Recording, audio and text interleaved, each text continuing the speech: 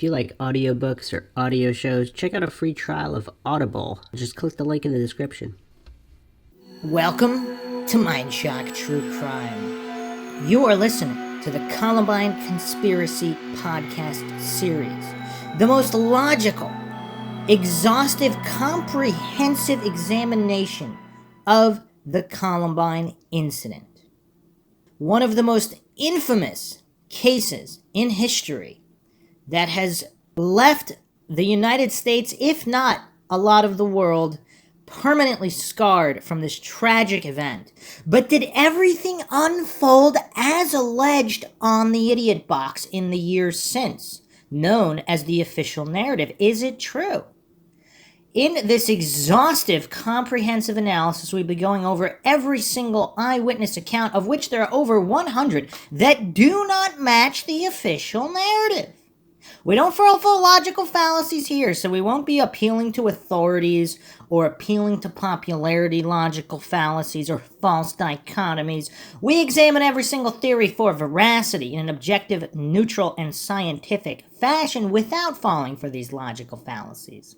I am, of course, your host, Bruce McGuire, and this is Episode 8, Robert Perry Part 2.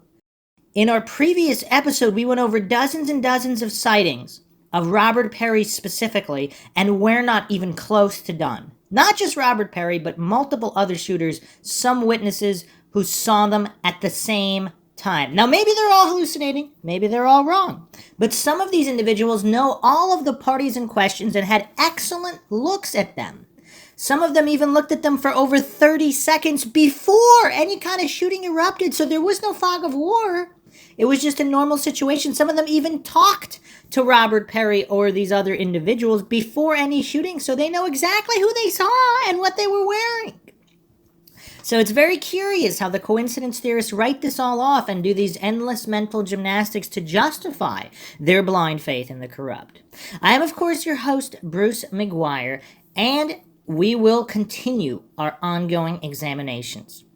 If you enjoy the podcast, find it informative and interesting, you can donate to our PayPal. Just check the link in the description. Make sure to subscribe to the channel. Hit that bell for notifications. Make sure you allow a device to have those notifications come through. Like and share this podcast. Let's spread logic and reason to a world where it is quickly going extinct. So like and share Twitter, Facebook, Reddit, Patreon. Patrons do get priority for case topic logical analysis co-podcaster requests. You could also be a guest on the podcast depending on your tier. Questions, comments, theories, thoughts, suggestions, rebuttals, debunkings of any kind, leave them in the comment section. Let's go to Leanne Clark, document 2722 to 2728. This is her handwritten report, 3:42 p.m., April 20th, day of. I have second hour off, about 9 a.m. I was walking to see my friend in jewelry class, and he was walking past the phones. He was tall, about 6 feet, white, skinny, his hat backwards, he had sunglasses on, black long coat with some kind of a red heart cross thing on it, black army boots that went up high. So I'm guessing this is not her friend. So she's seeing her friend, but now she's describing the suspect. He was walking past the phones, okay? About 6 feet tall, white, skinny, head on backwards. He had sunglasses on, black long coat with some kind of a red heart cross thing on it, black army boots that went up high to the knees, black pants with pockets on the sides. So again, not skinny, skin-tight jeans with no pockets like other people have observed. Chains everywhere on him, and a black backpack. He was walking slowly and looking around slowly. Then, right after fourth period, I was going down to the commons. I had just gotten my pop, and I'm guessing that's soda, and I was standing by the windows, and I heard gunshots. Then I ducked, and glass shattered. Then I ran up the stairs, and I still heard gunfire, so I ran through the back doors across from Columbine to Leawood Park. We were standing there for about 15 minutes when we heard gunfires and saw gunfires, so I ran, and the teachers told us to run. I found my friend John in his car. Then I went to my friend Emma's house. Then I called my mom, and she came and picked us up. There is one girl that I have known since third grade. We have been to 3 schools together, Columbine Elementary, Highlands Ranch Christian School, and Denver Christian. We used to be best friends before she started to have mental problems. She is now a Wiccan, devil worshiper. She wears all black, hates the sun, talks about killing all the preps at Columbine. Her name is Courtney Vandell. She is a freshman. I did not see her with them, but I know she associates with them. Supplemental report dated April 26th. Investigator met with Leanne and her mother, Wendy Harder, at their home. Leanne was given an opportunity to review her statement made on the date of the offense, April 20th, after which she stated it was correct. Leanne stated she saw the weird student as she was approaching this jewelry class around 9 a.m. and the person was looking all around while walking slowly down the hallway. The suspicious person was alone and wearing his hat on backward. She went on to say he had sunglasses that were plastic and all black with the circular lenses on. An insignia was in the center of a long black coat. The coat was almost knee length. It had pockets on the side and he wore it with the collar raised up in the back. Leanne feels the jacket was open and had buttons close to it instead of a zipper. The suspicious party was carrying a black backpack over his right shoulder. He had metal chains on his hat, backpack, and pants. His black pants were fabric, not jeans, and he had pockets on the side. His boots were black and high, almost to the knee with black shoestrings. Leanne doesn't think she knew him or would be able to identify him if seen again. Okay, some more curious statements here. After this, Leanne went to class. Then afterward, around 11:10 a.m., after fourth period, she was in the commons area next to the cafeteria. She heard gunshots coming from outside. Then glass on the outside wall started flying. She stated she heard 2 or 3 shots at first. She described them as really loud, and they kept coming right after each other. Leanne ran down the hallway and upstairs near the library, and then down the hall by the math hall and outside to Leawood Park, which is next to the teacher's parking lot. Leanne stated she could have sworn someone else was upstairs shooting. She remembers hearing 2 shots coming from the library area. Leanne remembers seeing someone in black near the pop machines in the common area when the shooting started. She stated she can't describe him. She stated when she was in the park she heard more gunshots but didn't see the source of the gunfire. So how many shooters does that make, and what are their locations? Because not being able to match up shooters and locations to the official narrative, if there's an extra 1 or 2 or 3 or 4 or 5 shooters, that could account for everything. Again, I'm not saying that that's what happened, but if that's what happened, would that make all of this witness testimony match up better? And then, of course, she mentioned the Courtney Vandell. She stated she did not see Courtney at school April 20th. This is the only info she could provide at this time, and the interview was concluded. Okay. Another report here. So this is May 27th, the report dated 28th. Leanne Clark was contacted at her residence, and following her being provided a verbal admonition, she was presented 2 photo arrays. One lineup consisted of the photographs of redacted and others, and the second was that of redacted and others. So I guess these are 2 different redacteds. And it looks like they forgot to redact Joe Stair.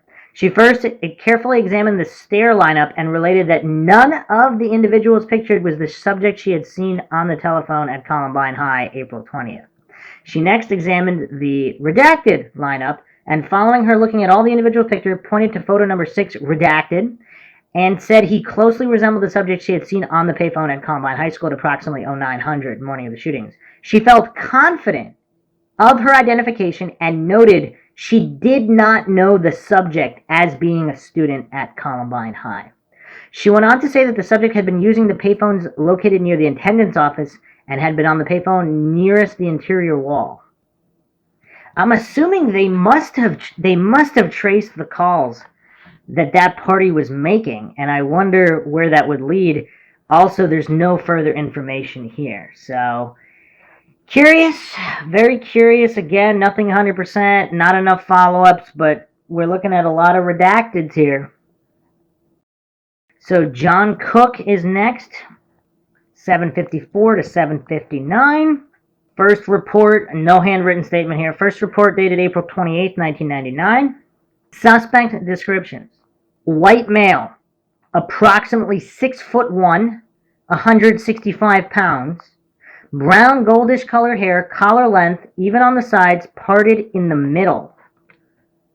So he could not tell if it was parted in the middle if the guy's wearing a hat. So this guy's not wearing a hat, parted in the middle, wearing a black trench coat, pants were dark blue, combat boots, dark green t-shirt, carrying a rifle or shotgun with a barrel length of approximately 1.5 feet. The gun was black in color.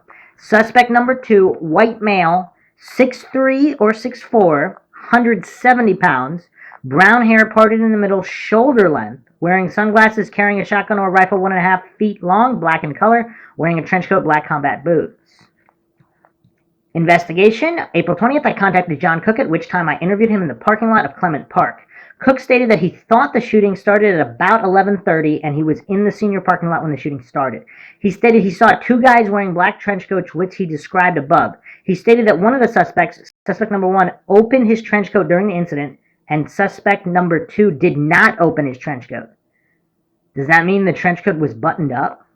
He stated during the shooting he saw one of the suspects take off his trench coat, at which time he saw a rifle or shotgun with straps attached to it. He stated that both suspects were holding a rifle or shotgun and that they started shooting at groups of kids randomly. Cook said that he saw 4 students hit by rounds. He stated that one of the people he saw hit was Mike Johnson and that he got hit on the right leg and that he saw blood coming out of his leg. He stated that he saw another male by the name of Mark fall to the ground, also saw a girl, white female, brown hair in the corner of the parking lot. He saw one white male with blonde hair fall after being shot. Cook stated that he has seen both of the described suspects at Columbine High School before. He stated he does not know their names but believes they are seniors. Cook said when the shooting started, he knew it was real and took off running. He stated he ran behind a shed on the football field where he dropped his backpack. He stated that he ran over to the baseball field to the dugout, then left the dugout and climbed the fence to the maintenance facility at Clement Park until he was contacted by police officers. Cook stated he believed he could ID the suspects if he saw photos of them again. He also again stated that he believed both of the suspects are students at Columbine High. So this is weird because this is April 28th when supposedly the narrative has already been established, Eric and Dylan, and yet he's talking as if they're not Eric and Dylan and he needs to identify them. What does that mean? John stated he did not know any of the Trenchcoat Mafia, but answered the question that he was aware of a Trenchcoat Mafia senior last year who had long black hair who had committed suicide. And that's all there is there, no follow-up there. So I can't find the exact news report where they stated the names of Eric Harris and Dylan Klebold, but I believe it was at some point the night of, and I believe they had the images from the cafeteria the night of, if not the next day. So it's kind of strange how 10 days later he's talking about IDing the particular suspects he saw if he could see photos of them, because Eric and Dylan were already all over the place. So he's clearly not referring to Eric or Dylan here. That's John Cook. All right, let's move on to Frank DeAngelis, the actual principal. I'm not going to go over his whole account. I'm just going to go over his spotting of a potential suspect.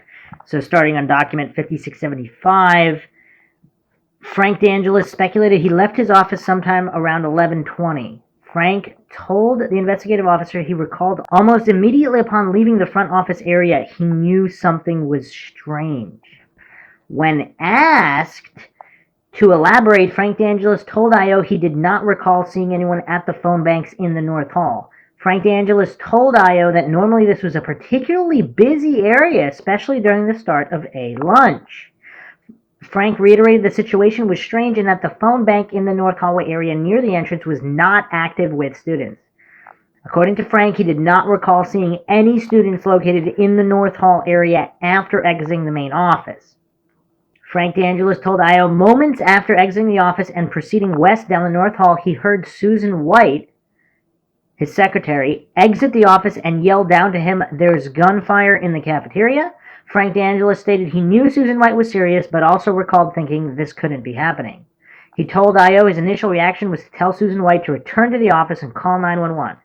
According to Frank DeAngelis, Susan White immediately complied with the request. When asked where he was located at the point Susan White advised him of the shooting, Frank DeAngelis stated he was somewhere near the trophy case, which is located a short distance west of the entrance of the school main office area. Frank explained he was in the process of proceeding westbound down the main hall, the North Hall, which required him to pass the trophy case. He clarified the trophy case was located east of the phone banks he had previously mentioned. He went on to state, after being provided with the information per Susan White, he was walking more briskly en route to the common area in order to assess the situation. Frank stated, based on his recollection, as soon as he turned back around after contact with Susan White and proceeded westbound, he saw a figure of an individual down toward the far west end of the North Hall. Frank DeAngelis stated the individual was near the west exit entrance outside. When asked if he could identify the individual, Frank responded in the negative. He stated he could not even state for certain the individual was male, but did believe the person was tall and slender, possibly wearing a white cap, referring to a ball cap, turned backwards. He also thought that the individual was wearing a white t-shirt with a black vest. Frank reiterated he could not see the individual well enough to confirm sex or identity. He went on to state, almost as soon as he had made the observation, he began to hear a pop sound. According to Frank, the pop sound was not any type of rapid fire and may have only been a single shot. I.O. confirmed with Frank that he believed the pop was the sound of gunfire. He stated his speculation, the individual he could see at the far west entrance was the individual firing a weapon. Frank stated he could not describe the weapon being fired, but believed the individual was holding it with two hands at the time. He stated it appeared to him as though the weapon was initially fired. The suspect had pointed the muzzle of the gun up in the air. However, the next shots were fired at the exterior west doors, which then entered into the vestibule.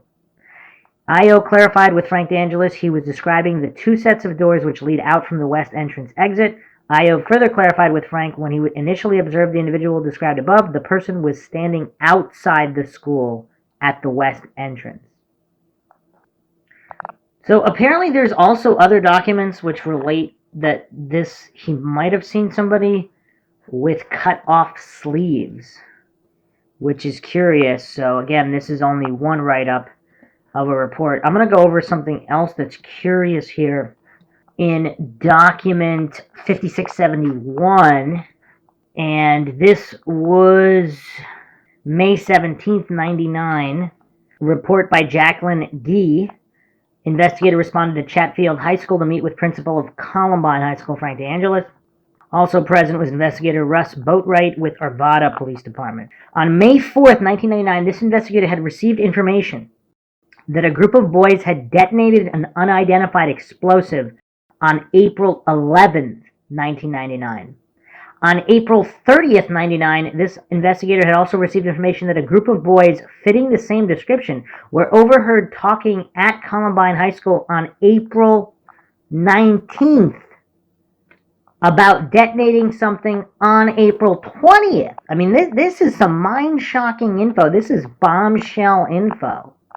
This investigator was also advised that during the latter incident, Mr. DeAngelis had asked the same group of boys to quiet down due to their rowdy behavior. The investigator questioned Mr. DeAngelis about the aforementioned incident that occurred on April 19th. Mr. DeAngelis advised the following. He had been contacted by Barb Larson, who he had interviewed for a teaching position on April 19th in regards to the aforementioned sometime last week. Larson advised him she saw 5 tall kids. Okay, so that does not narrow it down in the least, unless Eric Harris might not be part of that group of tall kids, and of course Brian Sargent is not. But you got guys like Chris Morris, Robert Perry, Zach Heckler, maybe Nate Dykeman. You got all these guys over 6 feet tall, well over 6 feet tall. So and they're wearing trench coats, so clearly she's talking about Trenchcoat Mafia individuals. She saw 5 tall kids that day wearing dusters and talking about detonating something. As she walked by, they said, shh, and then exited the building whooping and hollering. Now that clearly does sound like troublesome teenagers. Larson also described one person in the group as having white hair and black eyebrows. Now I'm assuming this is bleached white blonde hair. I mean, how many teenagers have white hair naturally? I don't know. She said tall kids, so not older people, tall kids wearing dusters.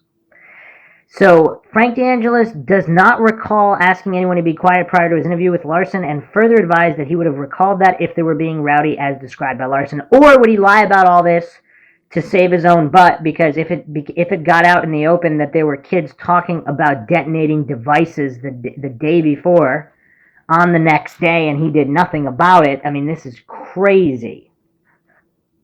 He stated he does not believe he is blanking anything out and feels that if it occurred, he would have remembered it.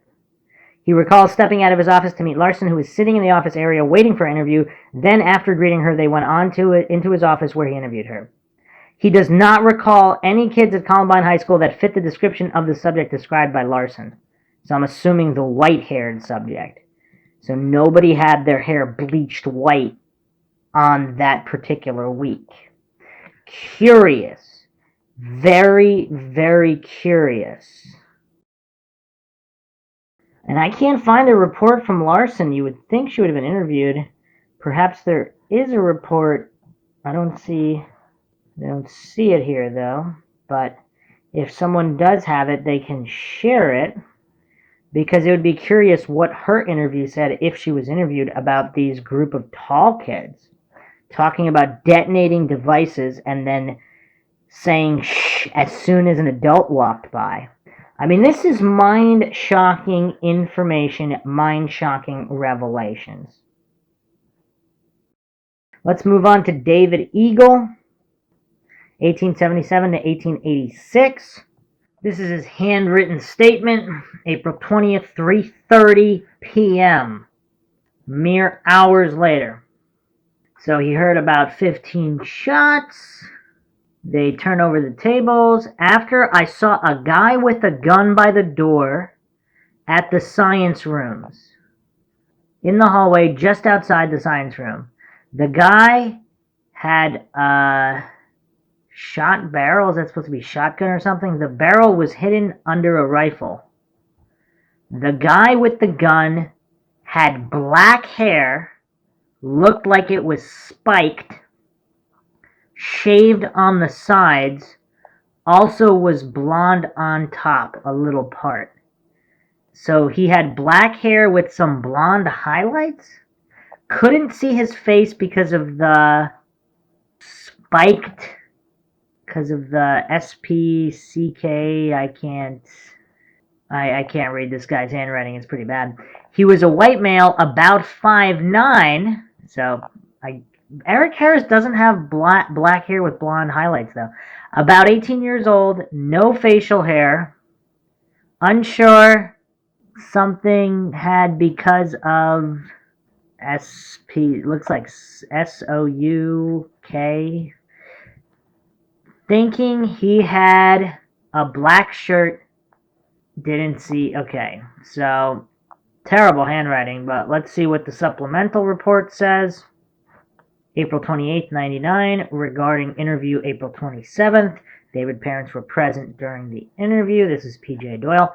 David said that he was in the science room taking a test, heard explosions, fire alarm went off. Students started walking towards the door to leave, as is customary when the fire alarm goes off. Mr. Johnson started to yell to get back and down. Johnson came in, locked the doors, went back to his classroom. There is a door between the two classrooms. About 5 minutes later, Mr. Johnson came back and helped to turn the tables over. David was sitting behind the turned-over desks. He could see out the window in the door. Through it, he saw the killers. He said one was holding a sawed-off shotgun. The killer was holding it with the barrel pointing up. There was smoke in the hall. David described this person holding the gun as someone with black shaved hair with blonde streaks. I mean, who does that sound like? That doesn't sound like anybody named yet. The hair was longer on the top than it was on the bottom. He couldn't see any facial features because of the smoke and shadows. He has since seen pictures of Eric Harris and Dylan Klebold on television. He did not know these students from school. David said that the person he saw did not look like the people he's seen on television. Let me read that one more time for all those devout coincidence theorists out there. David said the person he saw did not look like the people he's seen on television. David said that he saw the person with the gun from the chest up. He could see a black shirt, the sleeves stopping on the arms like a t-shirt would fit. David said that there was another person standing next to the killer, but he couldn't see the person at all. David said he sat behind the tables and watched the two walk away. He said that one of the two had jiggled the door handle but did not come in. David said the SWAT guys came into the room, escorted them out to the cafeteria. He saw no duffel bags or canisters that day. Interesting. So on this, again, back to the Team 4 interview guidelines, minimal questions. Number 7, have you heard anything from anybody else about other suspects? Bomb making, gun buying, etc. John Sfalinger, Clement Park manager, said some kids ran to the office to get help, and someone said he saw 5 shooters. And of course, this will not be the first time we hear of this. And a lot of these witnesses, they're seeing these shooters at once. So the coincidence theorists who desperately try to maintain the idiot box narrative and try to say, oh, it was just Eric and Dylan, but they took off their trench coats at one time and then walked to another area. Some witnesses stated they saw them all at the same time. So, who knows? So, and then following up here, David Eagle was in science room, saw a man with shaved black hair with blonde streaks holding a sawed-off shotgun. That's a weird thing to hallucinate, though. And if this is a fog of war situation, why are other students not mistaking Eric Harris for some guy with shaved black hair, blonde streaks? He also said the hair on the top was a bit longer, like spiked up a bunch. Which is pretty, I mean, that's not, depending on how, I mean, he doesn't say exactly how many inches. I mean, if it's a number of inches, I mean, that would be definitely an unusual sight that you would remember. And in seeing photos of Eric Harris or Dylan Klebold, you would clearly be able to tell it's not them if it wasn't them. A couple more clues here. This is Rieker report, May 21st, 99. On May 21st, 99, investigator Rieker did conduct an interview with David Eagle at his residence with his mother present. Eagle states that he was in a science room during the shooting and that while hiding behind the tables, he observed a white male party through the door window. The male subject rattled the door of the classroom and that this male was wearing a black shirt and had black hair which was dyed with blonde streaks and was shaved on the sides. The male party appeared to have a physical defect, as he appeared to have a very long face. That's kind of weird. Is he talking about acne or something else, like a scar? Eagle states that the suspect had a shotgun resting on his shoulder, and that he caught a glimpse of a second person with him, but Eagle cannot describe the second person. So again, clearly he's not making stuff up. It's not like he's just making up random things. He didn't really see the second person, so he can't confirm or deny who the second individual is. Eagle did initial the photo, states that he cannot be sure this is the person whom he saw, and it doesn't say who he identified here. Okay, he could not provide any further information or description. And there is no follow-up interview in October or November, so who knows? Did they get him to say that it was Dylan, even though it wasn't? I don't know. Weird. Very, very weird. Let's go to Ashley Eaglund. And this one is very, very damning. Yeah, document number 22,672. Prepared by Tim Steffes. Actually, we could look at the previous document, 22671. Ashley was in North Corridor when she observed Redacted and Eric Harris coming around the corner from the library into the North Corridor. Redacted had a handgun and Eric had a shotgun. Both started shooting at Ashley and a girl named Lacey. Ashley did not know Redacted at first, but she saw his picture in the yearbook and is positive it was Redacted. Who's she talking about here? She's talking about Robert Perry? Interview done on April 27th. Eaglund advised she came out of gym class, encountered Lacey in North Hall at the same time. She saw 2 shooters, Eric Harris and Redacted, not Dylan Klebold, at the junction of the library in North Hall. Both subjects opened fire on her. No photo lineup, per investigator Baton. And why not? So this is now, okay. Ashley was in the North Corridor. Okay, coming. So she's positive it was Redacted. And there's a further note here. Curious. All right, let's go to Amy Evans, 22,205. So before we get into Amy Evans's account, there's an interview here with Melissa Corus. And this was an interview April 20th, or actually, interview regarding her whereabouts on April 20th. The interview took place May 28th. She left Columbine at 11:20 a.m. to go to Stony Creek Elementary, where she is a teacher's assistant. She did not see anything. Her friend Amy Evans said there was a third shooter, and it was redacted. So now, let's go to Amy Evans' account, and this is document 2961, dated report 5/7/99. I spoke with Amy Evans by telephone. A whole bunch of redacted here. Man, 2 sentences, or more than a sentence completely redacted.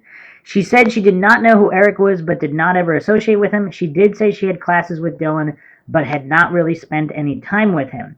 She said she did know both Eric and Dylan were made fun of because they wore their black trench coats even on hot days. She said she ran with a different group of people. She said she was considered popular in school. She was a member of homecoming royalty and played several sports. She told me she was in the cafeteria when the shooting started. She also told me she had a meeting planned this morning with an investigator to discuss what happened. A whole nother line redacted. Who knows what it says? Just an entire sentence. And it only gets worse. So follow up, document 2962. Date of interview, May 10th, 99, 4:55 p.m. Agent Larry A. Brown. Evans stated she was seated in the southeast corner of Columbine High cafeteria when the incident began. Evans said she was sitting with Jamie Erickson, Tina Bernacci, Matt Oliver, Kelly Adragna. She was wearing a red tank top with navy blue and beige stripes, blue jeans, brown clog-style shoes. According to Evans, she entered the cafeteria at approximately 11:11 a.m. and came from the science hall after attending Mr. Freisen's class. Evans stated she did not notice any duffel bags in the cafeteria, nor did she see anyone carrying duffel bags in or near the school prior to the incident. Evans stated she did not recall seeing Harris or Klebold on the day of the shooting or the day before the shooting.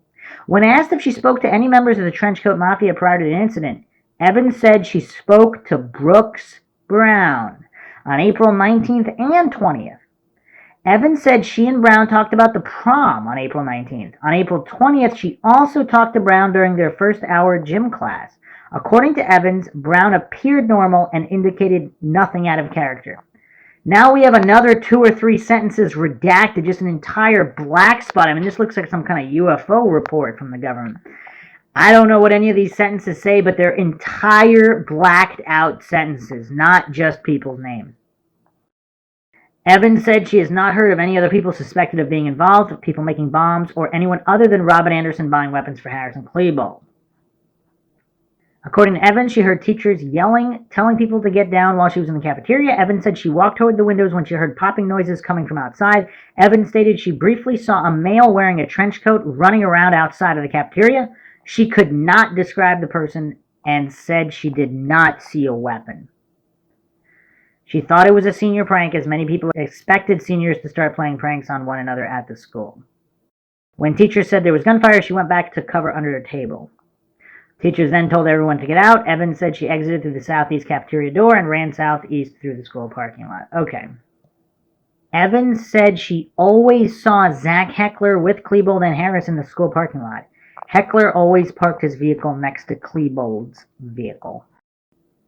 And curious, no follow-up reports of any kind. I mean, that was so far the most redacted report I've seen so far, with entire sentences redacted.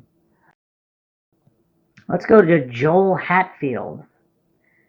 Alright, we're gonna go over 2 documents, actually. Let's go over his report, document 3258, regarding an April 29th interview. Joel Hatfield, okay, he was in English class until 11:10, got out of class, went to his locker, stated he was with PJ. PJ went to his locker, Joel went to cafeteria via interior stairs.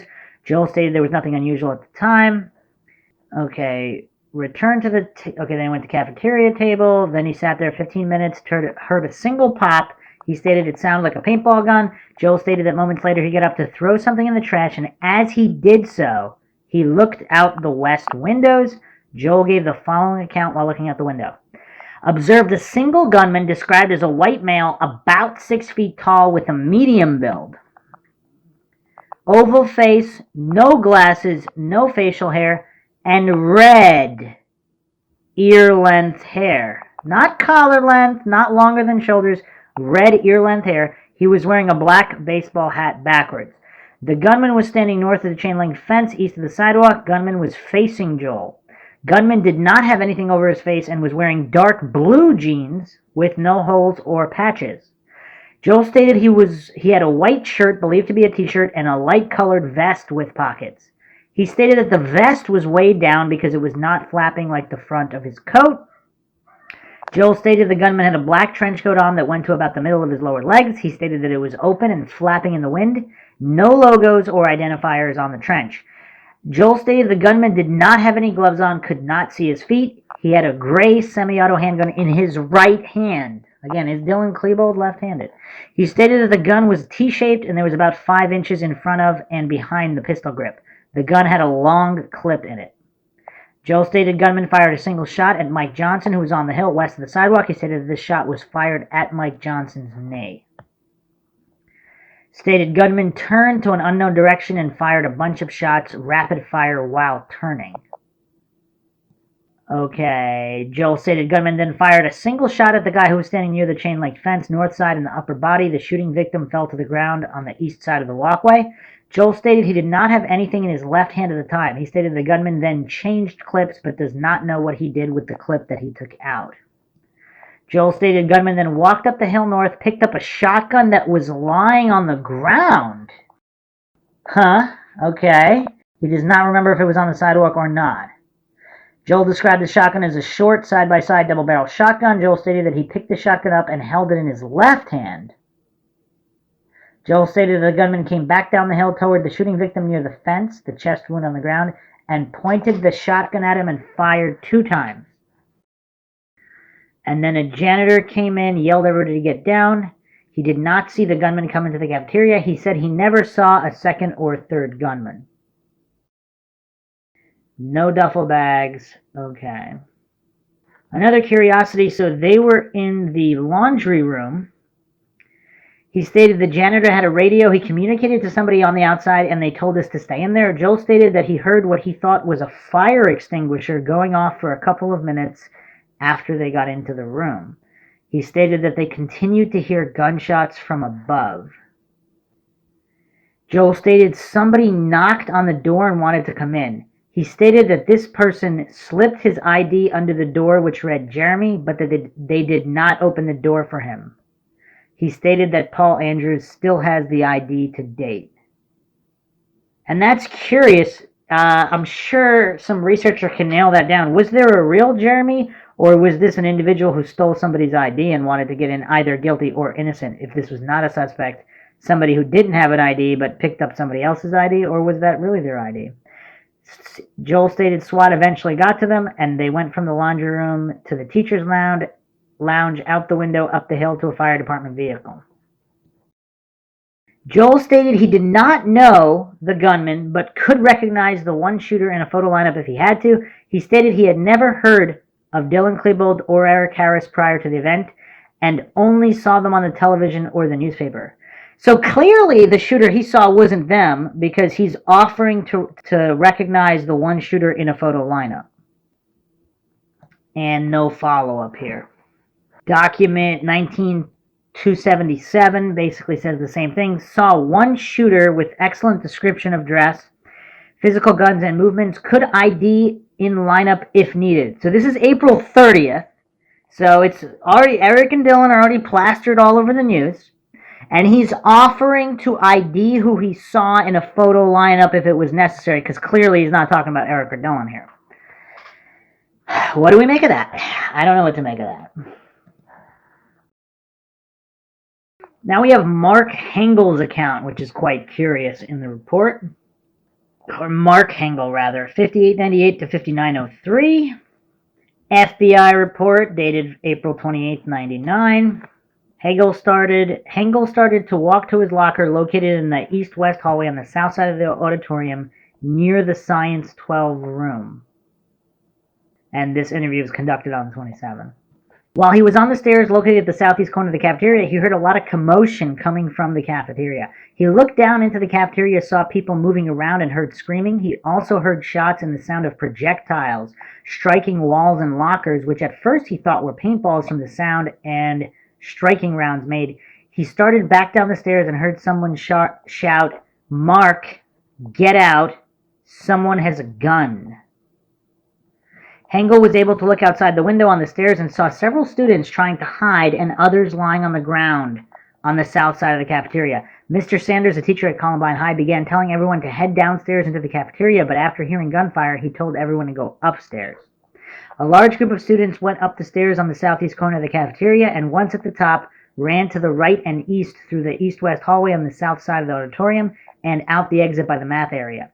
Hengel, Witt, and Mr. Sanders went to the left towards the library, and Hengel and Witt hid behind a pillar near the top of the stairs. After hearing gunfire, Hengel peeked out from behind the pillar, looked down the north-south hallway next to the library. In the corner of this hallway and the east-west hallway on the north side of the auditorium, Hengel saw two white males dressed all in black whom he did not recognize. Hengel saw one of the individuals, who was tall and skinny, dressed in black pants, black boots, black trench coat, repeatedly fire a gun. Hengel was unable to describe it further, east down the hallway towards the administration and main offices. Hengel could see the shell casings ejecting and what he thought were bullets coming from the muzzle of the gun. Next to the tall, skinny shooter, Hengel saw another person also dressed in a black trench coat, bending over a large black duffel bag. This person appeared to be looking for something in the bag. Since the person's back was to Hengel, he could not provide a description of this person other than he had the impression he was overweight. That's kind of curious, because who would fit that description other than Brian Sargent? Unless, of course, you could say his impression was wrong and he thought skinny Eric Harris was overweight, or skinny Dylan Klebold was overweight. After taking this quick peek from behind the pillar, Hengel turned to say something to Witt and saw Mr. Sanders lying on the floor near the top of the stairs with blood all around him. Hengel and Witt then ran east through the east-west hallway on the south side of the auditorium and out the exit by the math area. They continued to run to a nearby house where they called their parents to let them know they were safe. Hengel first heard about Trenchcoat Mafia last year. He only knew two of the members of the group, which he described as composed with weird people who dressed in black clothes and wore trench coats and played weird card games with pictures of nuclear weapons on the cards. Dylan Klebold was in his video production class last semester. Hengel never talked to him, but knew who he was because he stood out as a result of his attire. Klebold always dressed in black, wore a black trench, and tucked in his trousers into military-style boots. He had long, shaggy hair. Hengel also knew Chris Morris, who was in his science class. He described Morris as nice but rather weird, who also dresses in black clothes, including a black trench coat and a black beret. Morris once told him, "I don't believe in God, I follow Satan's commandments. And we are all part of a big computer game and someone else controls our lives." Now that's a really creepy statement. Some believe that if this was a big MK Ultra operation and a lot of the Trenchcoat Mafia were involved, not just Dylan and Eric, that's why he said something like that. Morris also once told Hengel and other students how to manufacture napalm and described the procedures and ingredients required. Morris did not indicate he had ever made napalm, but gave the impression he knew what he was doing. Hengel identified Klebold and redacted from the photograph in the attached 1A envelope. Hengel was unable to identify Eric Harris, whom he does not know. Also attached as a 1A envelope is a diagram of Columbine High School indicating the location of Hengel and the two individuals dressed in black. So he did identify Klebold and someone else. Is this Chris Morris who he's talking about here? Or is it someone else? Follow-up report here, October 13th, 1999, regarding the October 7th re-interview. And so, as gunfire was erupting, Hengel looked down north-south hallway beyond the library, reported seeing tall, skinny shooter near the far end of the hall. Hengel told investigators he saw another person next to the tall, skinny shooter. Hengel stated this other person was dressed in a black trench coat, bending over a large duffel bag. This person's back was to Hengel. He could not provide a description other than he had the impression that the other person appeared to be overweight. Hengel told me he was approximately 50-60 feet away from the shooters. He stated that the shooters were where the hallway intersects just inside the west upper doors. Stated the tall, skinny shooter was shooting down the hallway toward the gym. Hengel had a side view of the shooter. Hengel could not recall if the shooter was wearing a hat. In reference to the gun the shooter was using, Hengel could only describe it as a long gun.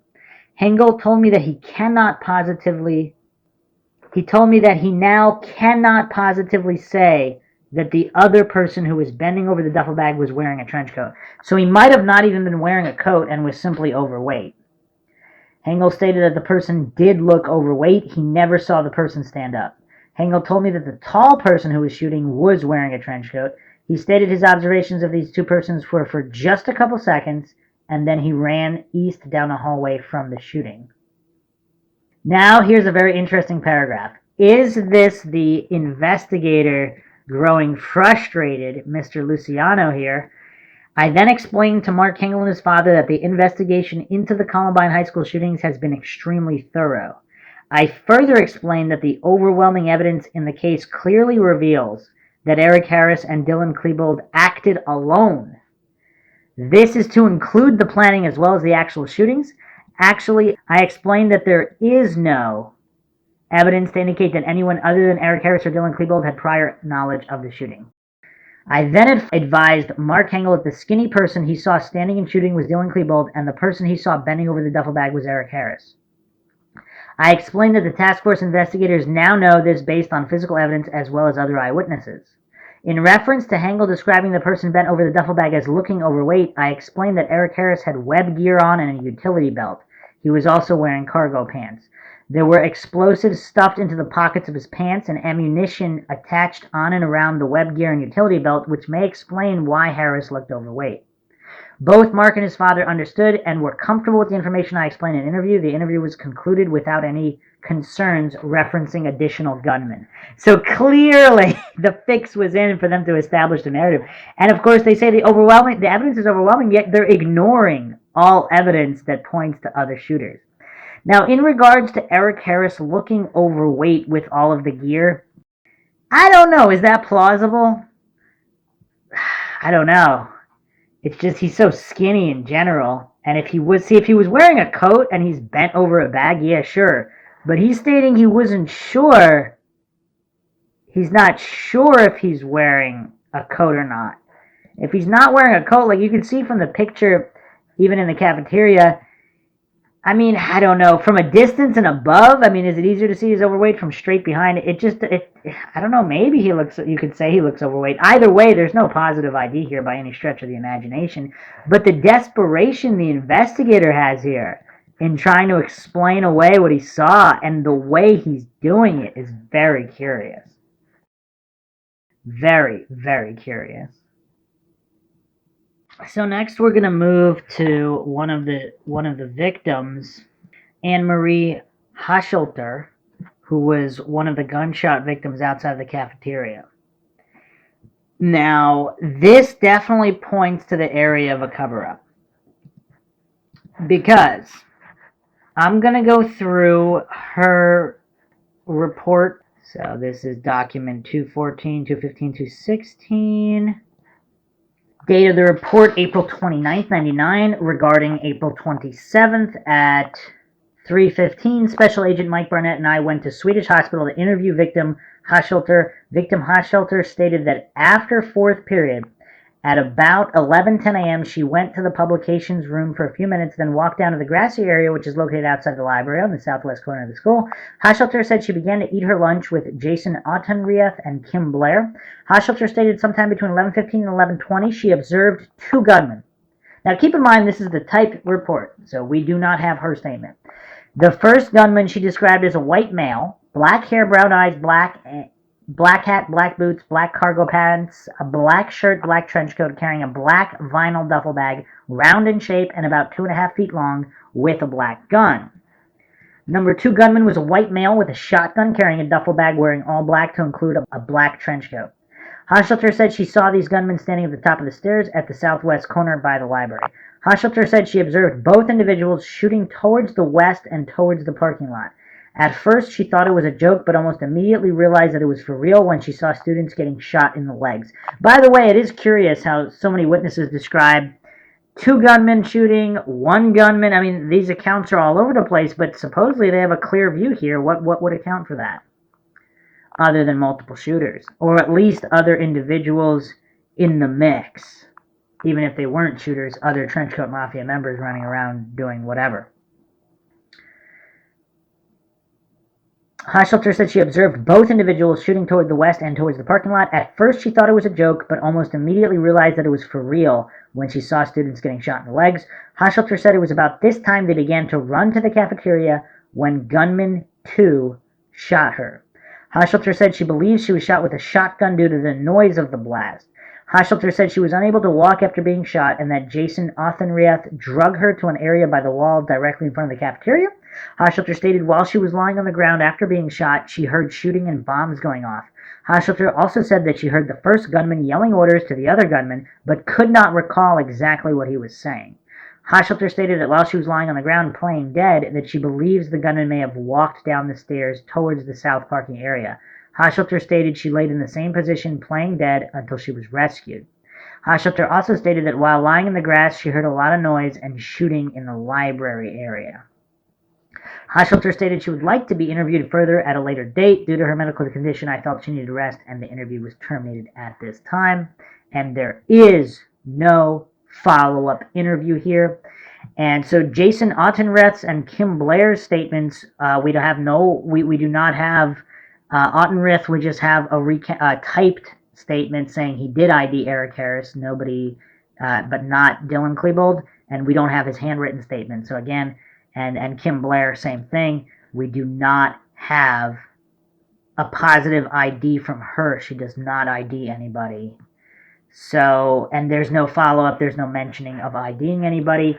And now let's get to this curious document, 18218. And this is truly a big mind shock. So this is Sarah Spalding, prepared by Dan Harris. Sarah Spalding, Swedish hospital, advised Anne-Marie Hochhalter, victim, would like to talk with the police or sheriff. Will Paige Harris, when she awakes, advised that Harris/Klebold. So Paige Harris, this is Dan Harris, I guess hospital staff or police. Will Paige Harris, when she arrives, advised that Harris and Klebold did not shoot her. Let me read that again for the coincidence theorists. So Swedish hospital staff, Sarah Spalding, advised that Anne-Marie Hochhalter, victim, would like to talk with police/sheriff. Advised that Harris Klebold did not shoot her.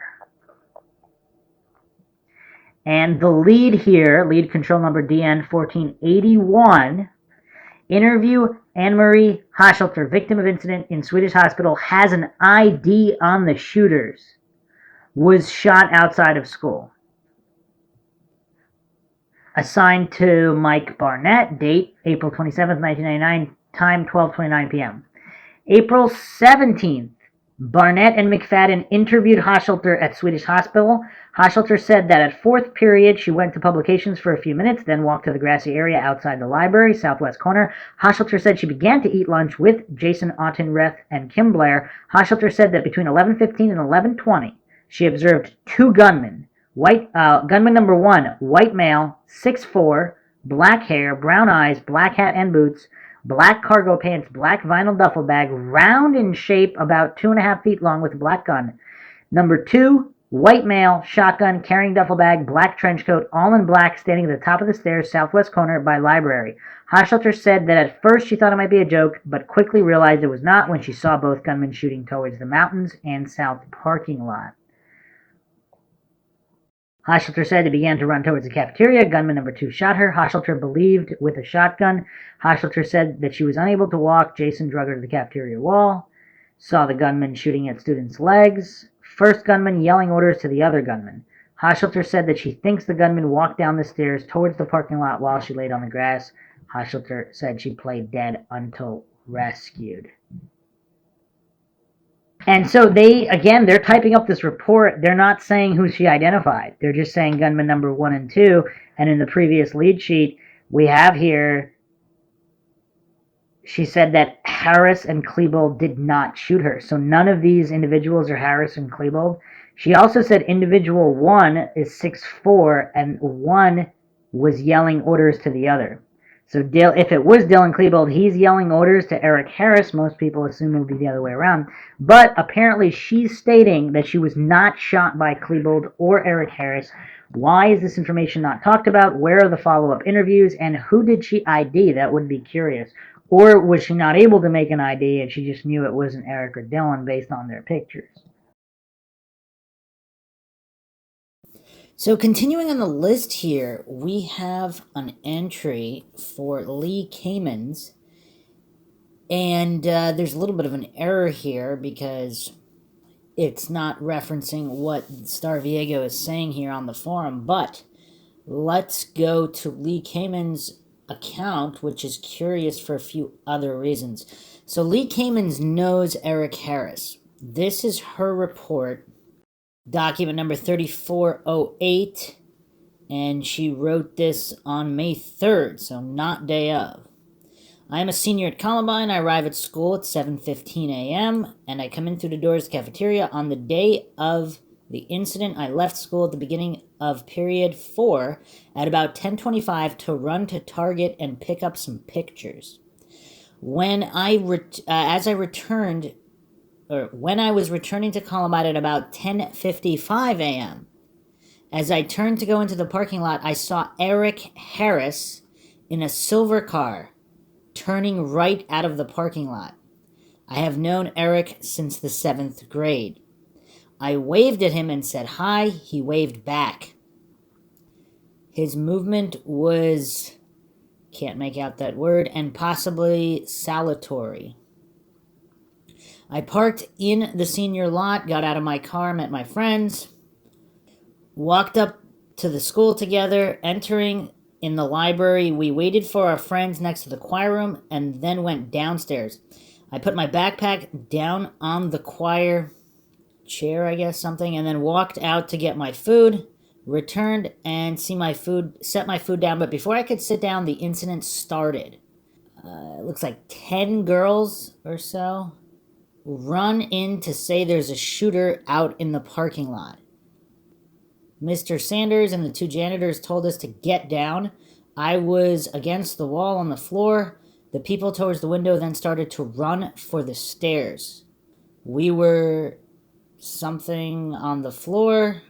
We stayed there for a minute. Then I looked around the corner and saw a white male, very tall, with long light brown hair, with a dark duster type trench coat.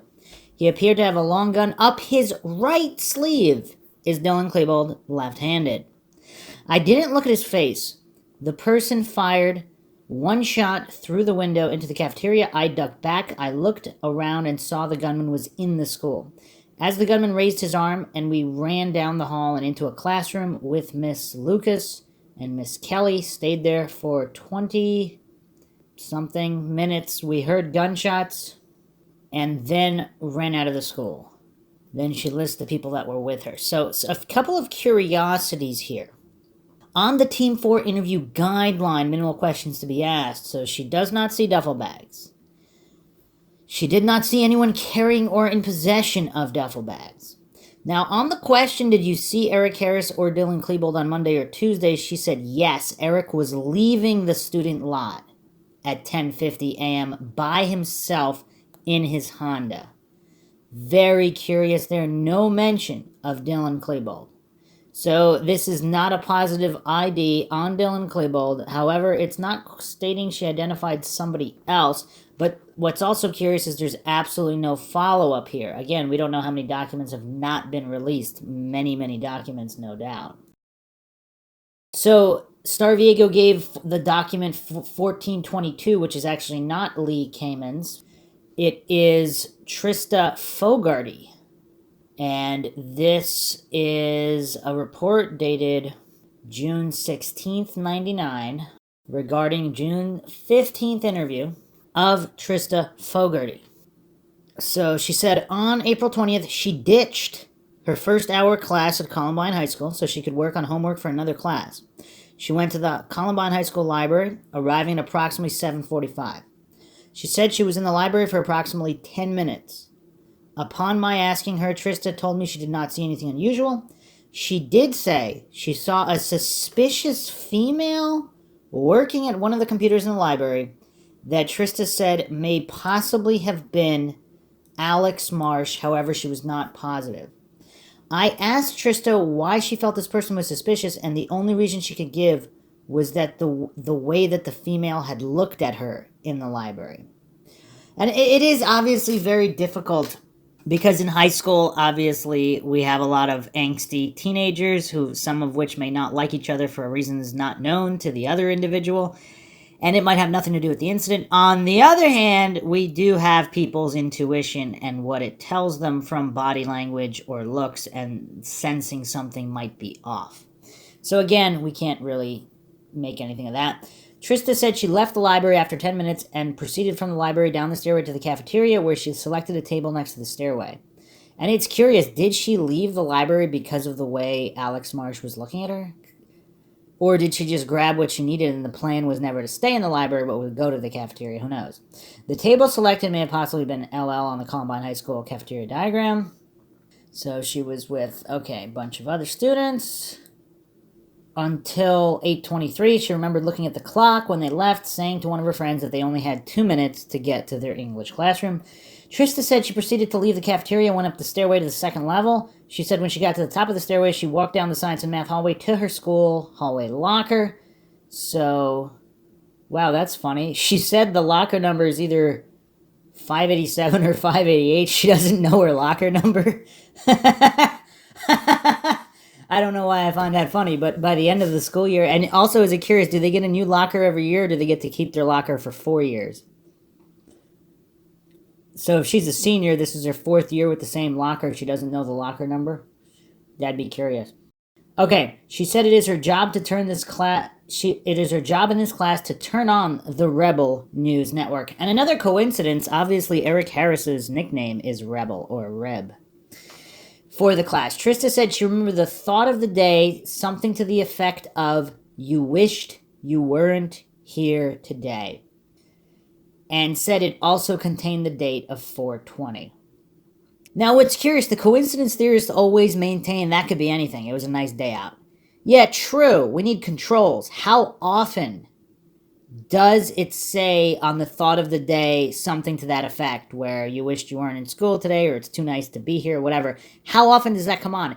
If they never had a thought of the day like that until this date, then it's incredibly suspicious, is it not? Also, the fact that the guy that controls the thought of the day is friends with Eric and Dylan. I mean, does nobody find that suspicious? I don't know. We'll get to that later. Trista describes a pattern that was on the monitor during this announcement, and she described it as being a tie-dye pattern. See, okay, that's going to be another issue, and we'll get to that shortly, because supposedly Robert Perry was wearing a tie-dye shirt, but possibly not the entire time. Now, would someone wear a shirt to shoot some people and then take off that shirt and have another shirt? Or did simply people get mixed up? Trista said she heard that Dylan Klebold and or Eric Harris had keys to gain access to the classroom where the thought of the day is produced. But that might not even be necessary because they're friends with Eric Veik. She said when she left Mr. Mosier's class, she walked down the hallway past the Columbine High Library. She advised at that time she did not see any suspicious people or items that were in the library as she passed. She then went eastbound to the main hallway to go to her class. Her gym class played football. Trista said when she was walking back to the school, she saw Steve Kernow for the last time.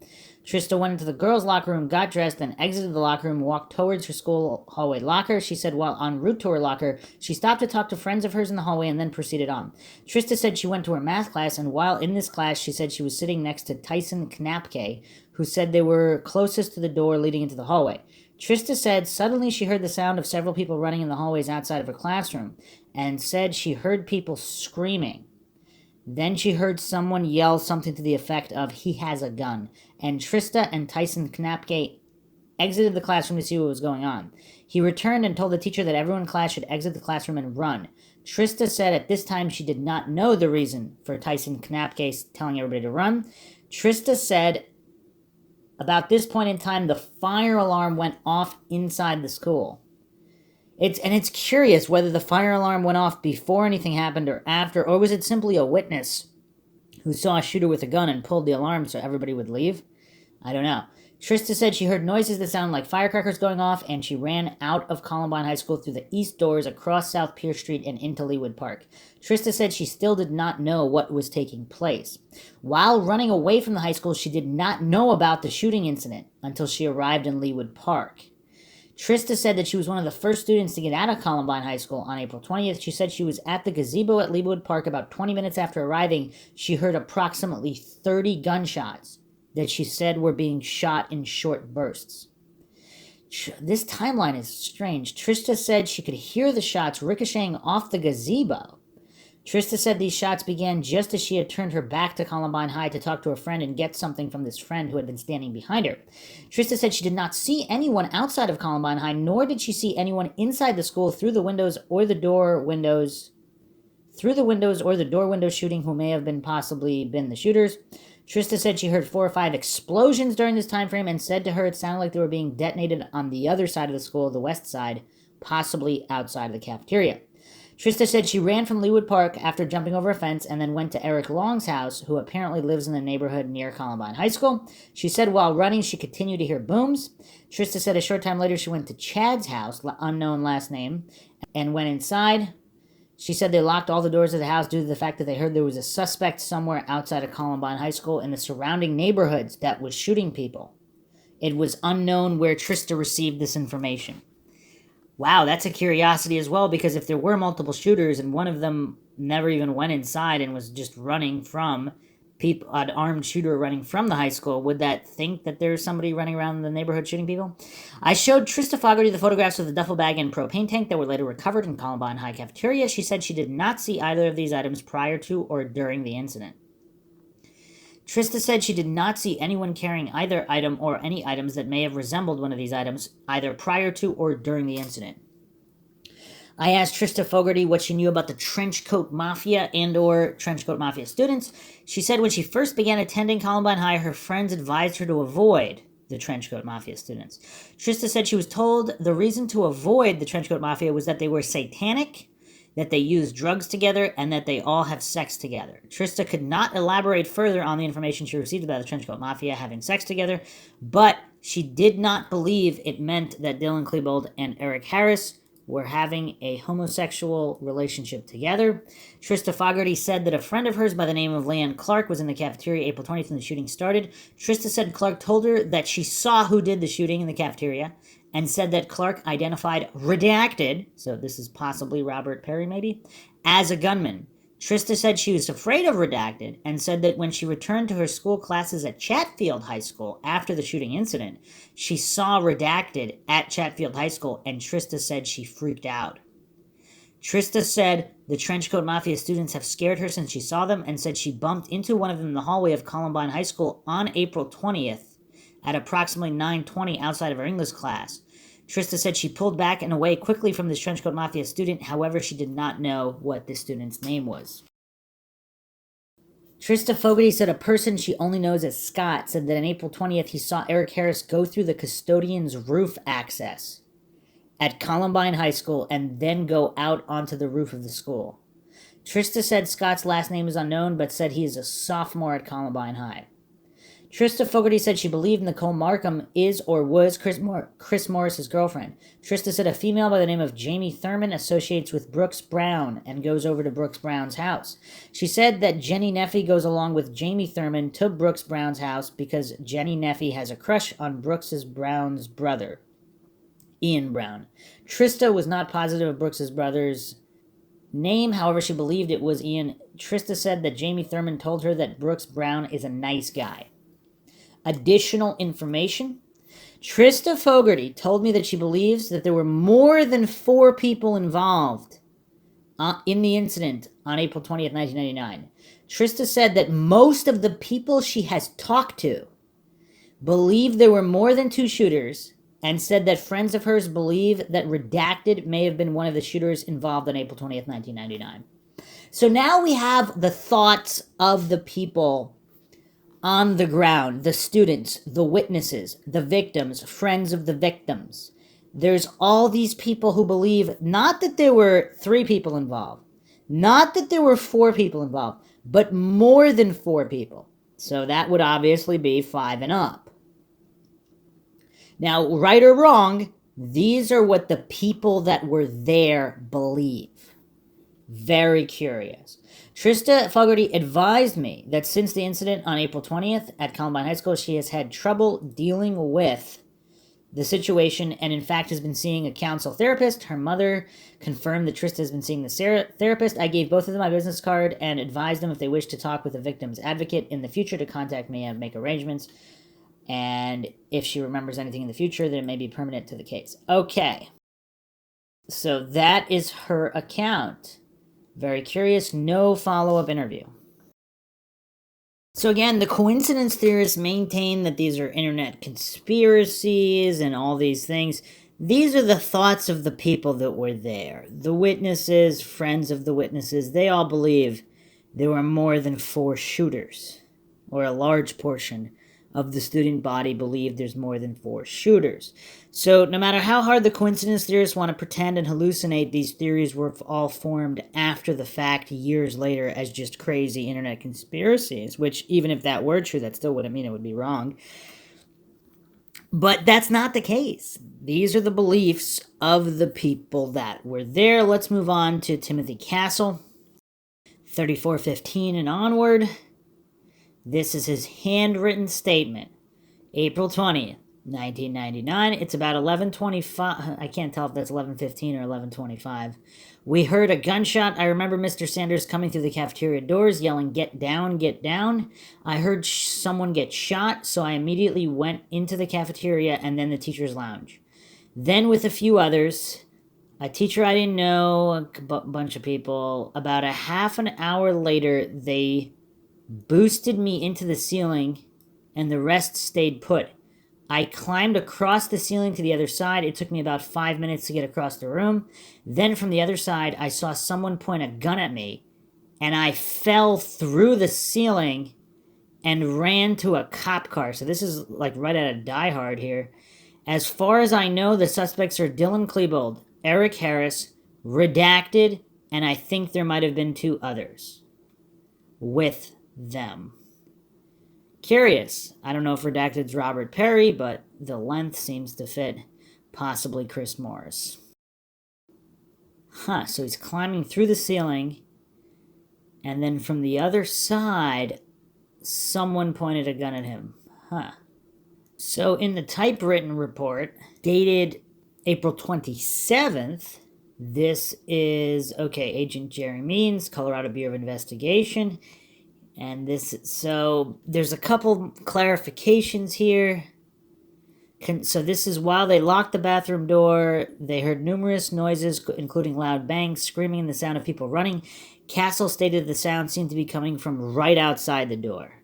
Concerned that someone might come in to get them, they began to discuss climbing up in the ceiling to hide or escape.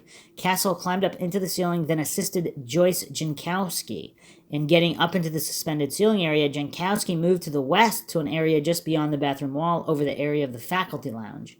Jankowski then fell through the ceiling and into the lounge. She then scrambled back into the bathroom. Castle stated that he crawled on top of a metal heating duct and moved toward the kitchen looking for a place to hide. As he did so, he knocked several ceiling tiles off in the area of a small bathroom, which services the kitchen, and which is adjacent to the bathroom they had been hiding in. Castle then began moving west, following the metal ductwork, and then moving along a metal pipe held up by some wires. As Castle reached the area of the west wall, he looked back to the area over the bathroom in the kitchen area. As he did, he observed a subject in the area whose head was just above the ceiling area. Castle said that the subject was pointing what he believed was a shotgun at him. He advised that he based this in the manner in which the subject pointed the gun at him. Castle stated that it was dark and he could not see the subject well. He described the subject as having shoulder-length dark hair. Castle stated that he believed that the subject was Dylan Klebold. Again, this is the typewritten statement after the fact. We don't know how that identification was made. He said he based this on the fact that the subject had not shot him, as Castle advised him he is a friend of Klebold's. Interesting. So he stated he couldn't see the figure. It was very dark, but the figure didn't shoot him. So he assumed it was Klebold because he knows Klebold, and he's a friend of his. And if that's true, that's yet another individual to be added to the list that wasn't killed by them if they spotted them. Although, Castle stated that the hair he described did not fit Klebold, and nothing about what he observed of the subject led him to his conclusion that the subject could be Klebold. What the heck? That doesn't make any sense. So he believed it was Klebold based on the fact that he wasn't shot, not based on any of the way that he looked, and the hair was not consistent with Klebold's hair. Castle kicked the ceiling tiles down where he was and dropped through the ceiling. He landed in the faculty lounge next to the window through which he and others had earlier seen the bodies.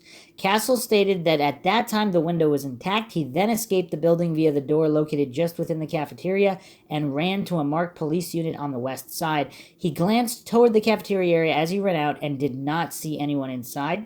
Castle stated that approximately 1 or 2 minutes later he saw Sean Nossaman, Nick Foss, and 2 of the teachers run out. Foss later told him that he too had gone up into the ceiling area.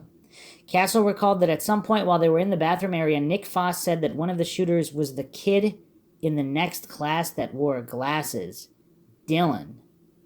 Castle also recalled a conversation with Nate Dykeman, in which Dykeman commented that Eric Harris and Dylan Klebold were not at school.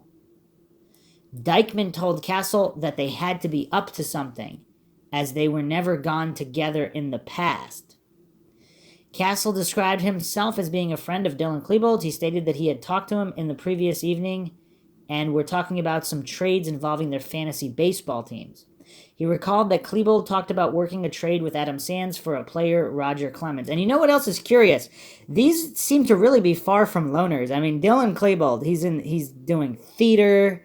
He's involved in fantasy baseball. He's got all these different circles of people that he knows that aren't affiliated with other circles. I mean, apparently so does Eric Harris. I mean, it's just crazy. It's crazy how many friends and acquaintances they have spread far and wide with different interests. Castle characterized the conversation as being very normal, as was Klebold's mood and demeanor. So that was the previous evening.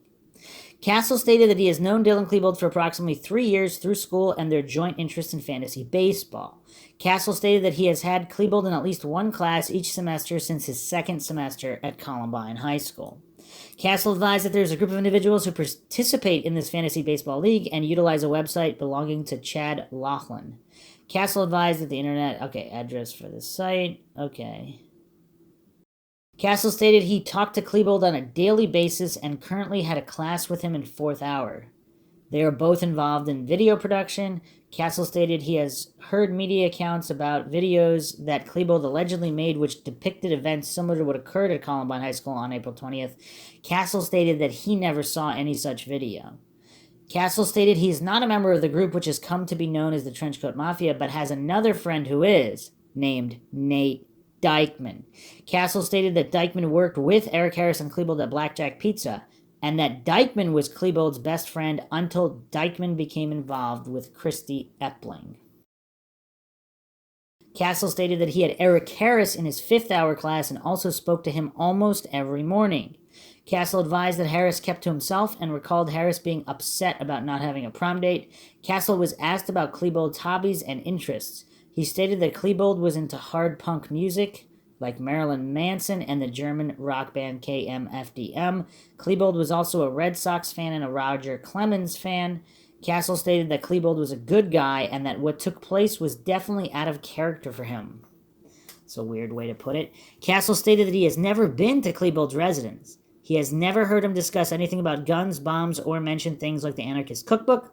Castle recalled Nate Dykeman telling him that Harris and Klebold never made it to their bowling class on the morning of the shooting.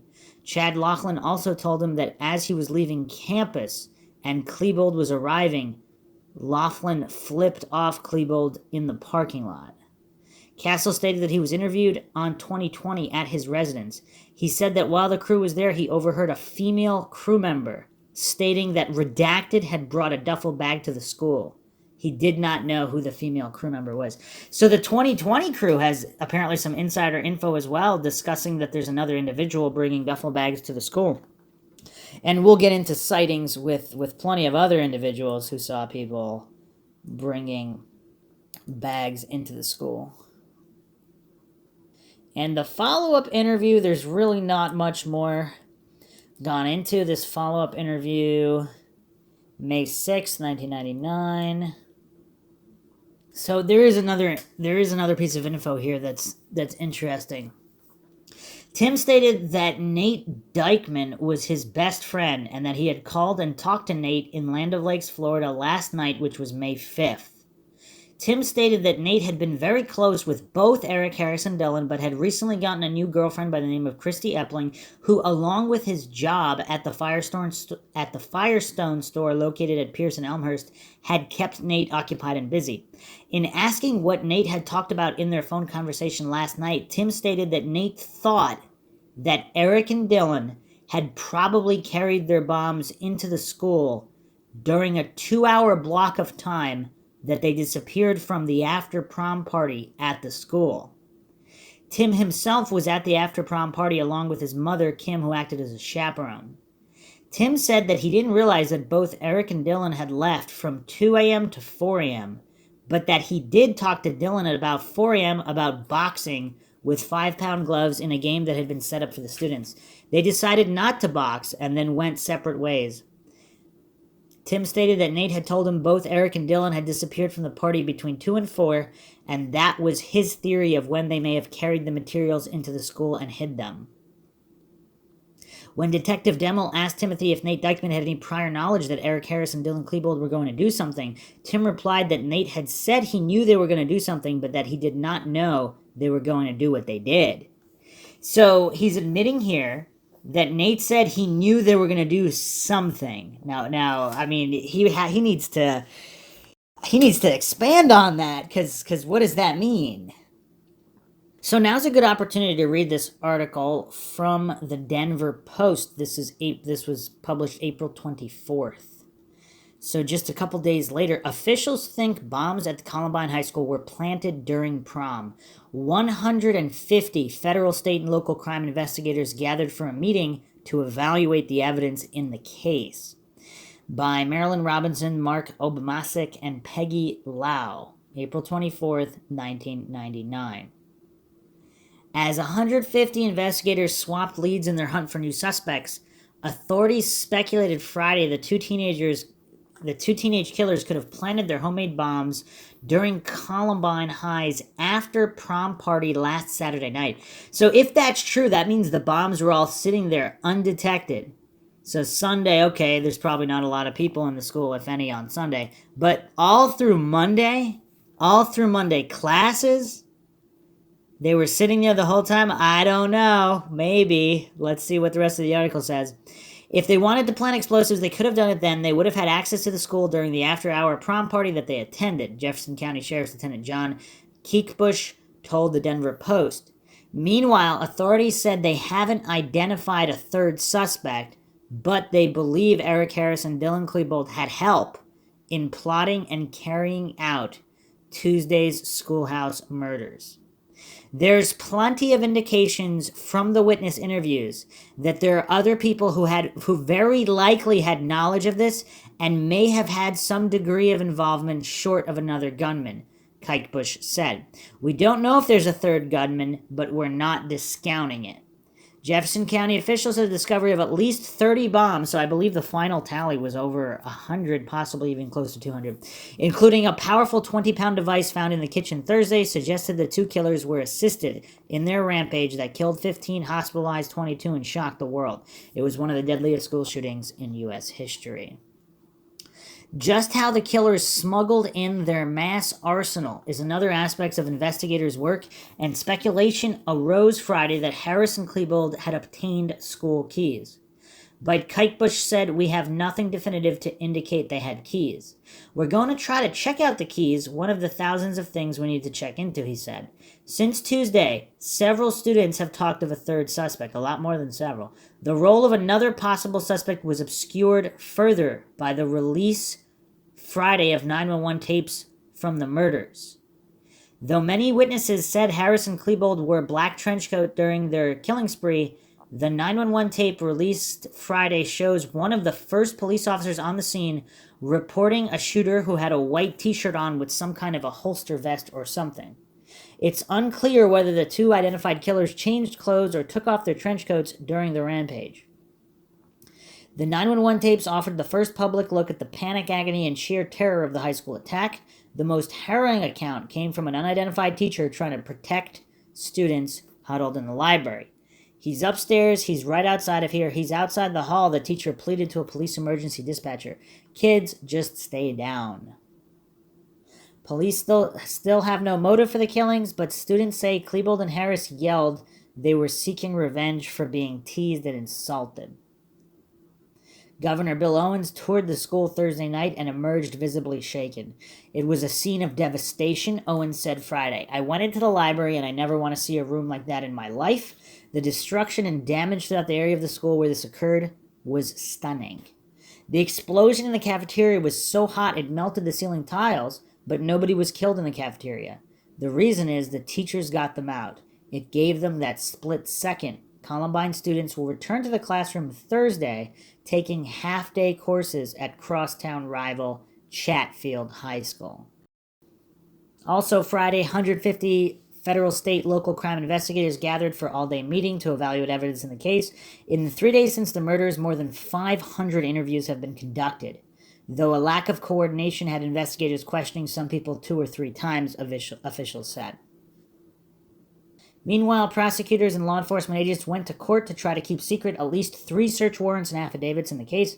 The affidavits contain the name of witnesses and acquaintances of the 2 murderers, and some may be accomplices who helped plot and carry out the rampage, officials argued. Confusions from such a massive investigation also led police to make several inaccurate statements, later retracted, about the crime, including the number of people killed in the attack and the number of bombs found by investigators Thursday. Or were those initial numbers accurate? Were there people who were killed who were not students? Either other Trenchcoat Mafia members, possibly, from other areas, possibly law enforcement, or possibly just other individuals that didn't want anybody to know about? Or were the bodies in the hallways simply people playing dead? Although I haven't seen any of those witness statements that people were specifically playing dead in the hallway, in the stairway areas where supposedly nobody was shot. Now here's a couple. Okay, it's about to get even more mind-shock in here. So, confusion.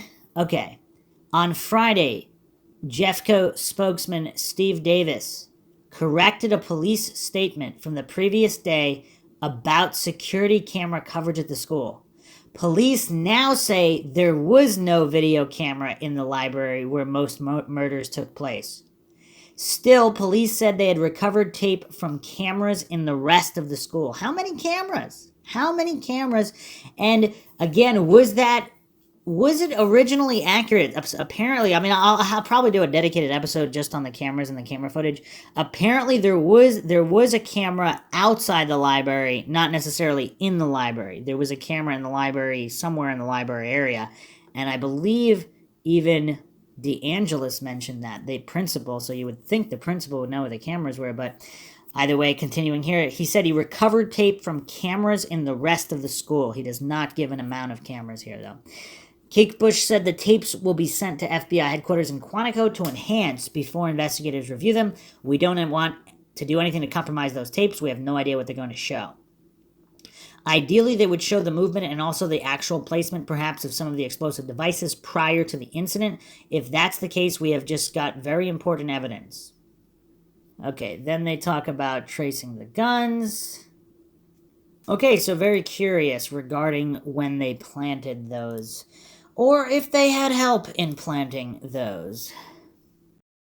So let's go on now to Alicia Mays, 3613 to 3619. No handwritten statement. This is a report from May 3rd regarding a May 1st interview. Investigator Lauk from Jeffco, DA's office. Alicia said she had been in the area known as the Rebel Corner, which is by the southeast doors. Alicia stated that she arrived in the cafeteria at approximately 11:15 a.m. after her 4th hour class. She and Crystal were talking, looking through a window which gave her view outside to the west. She said she saw a male subject trying to hold up a girl.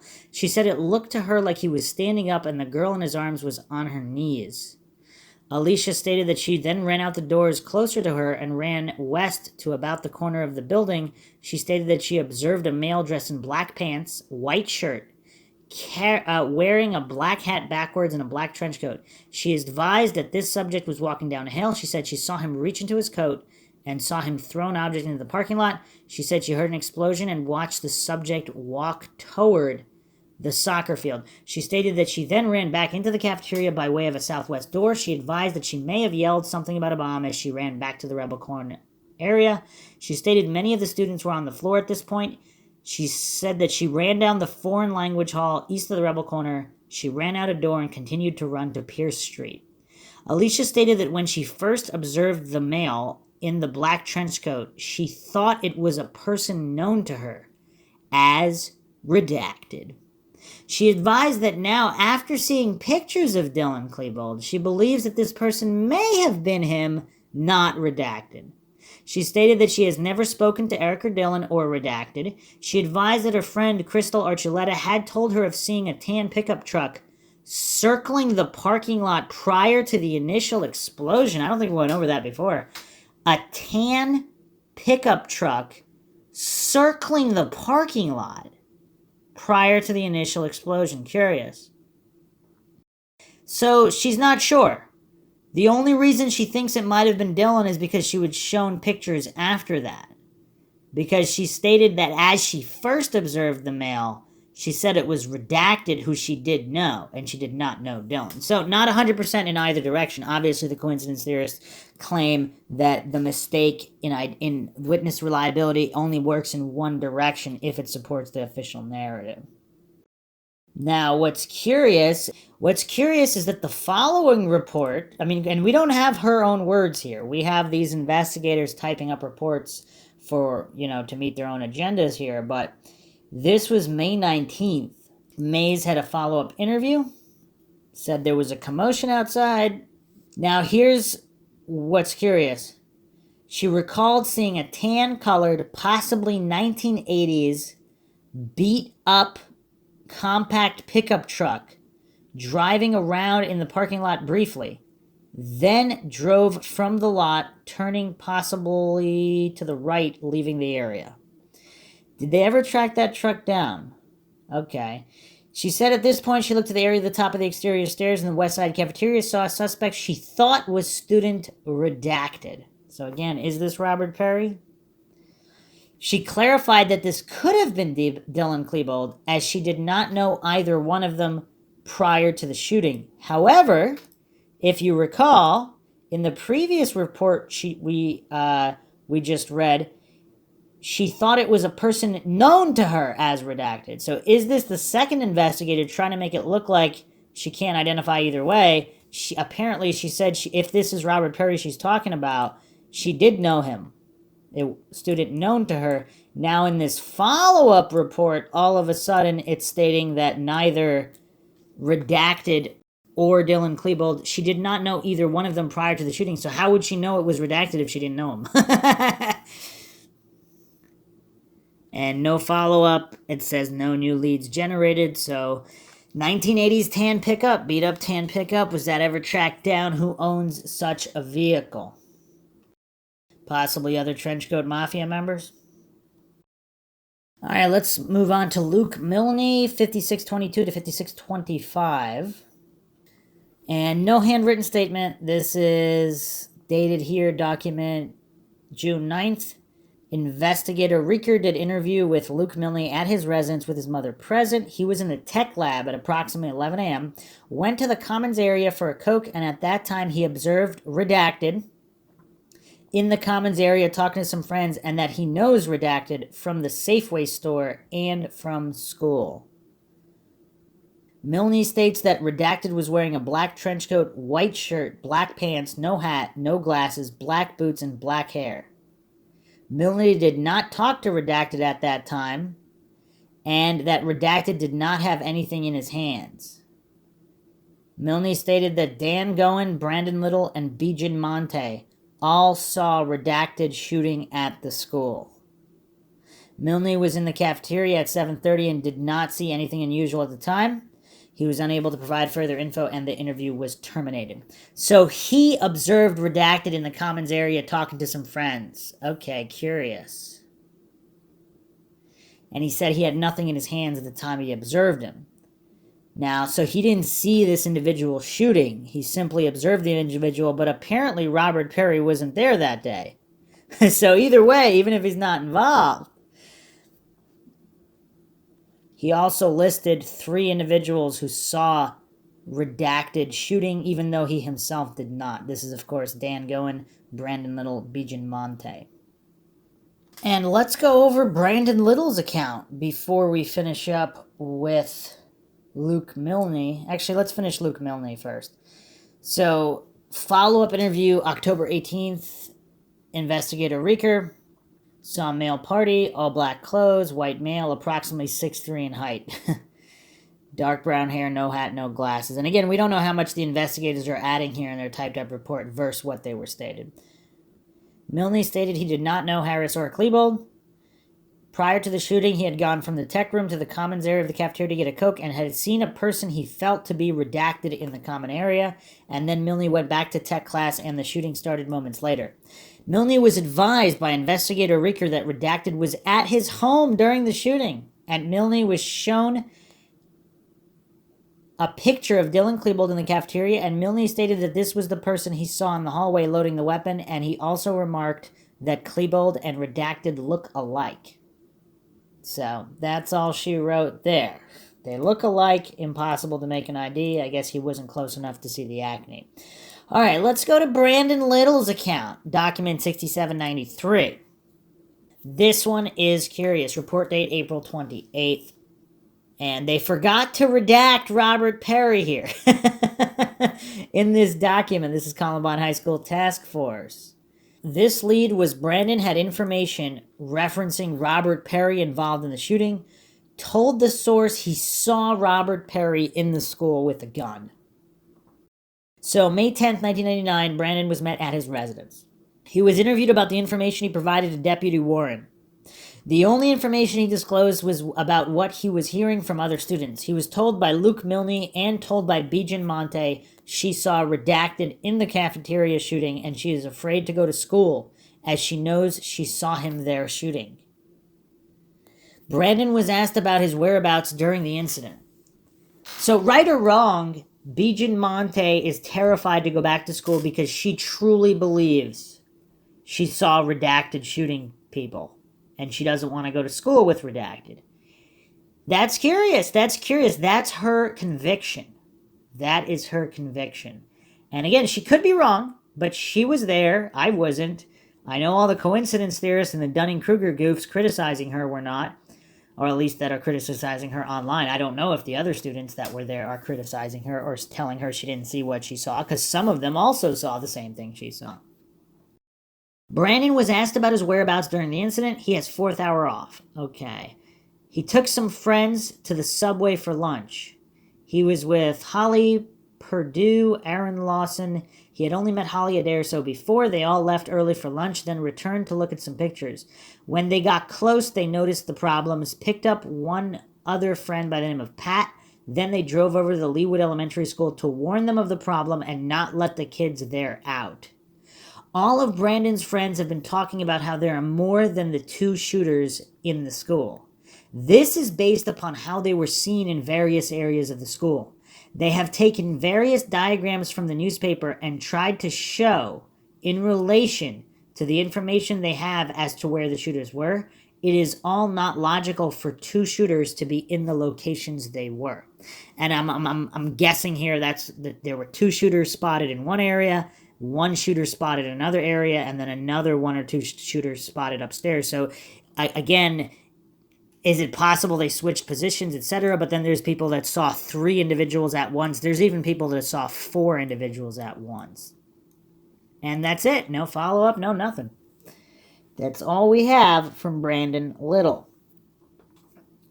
But again, the sentiment is clear among what a certain portion of the student body believes.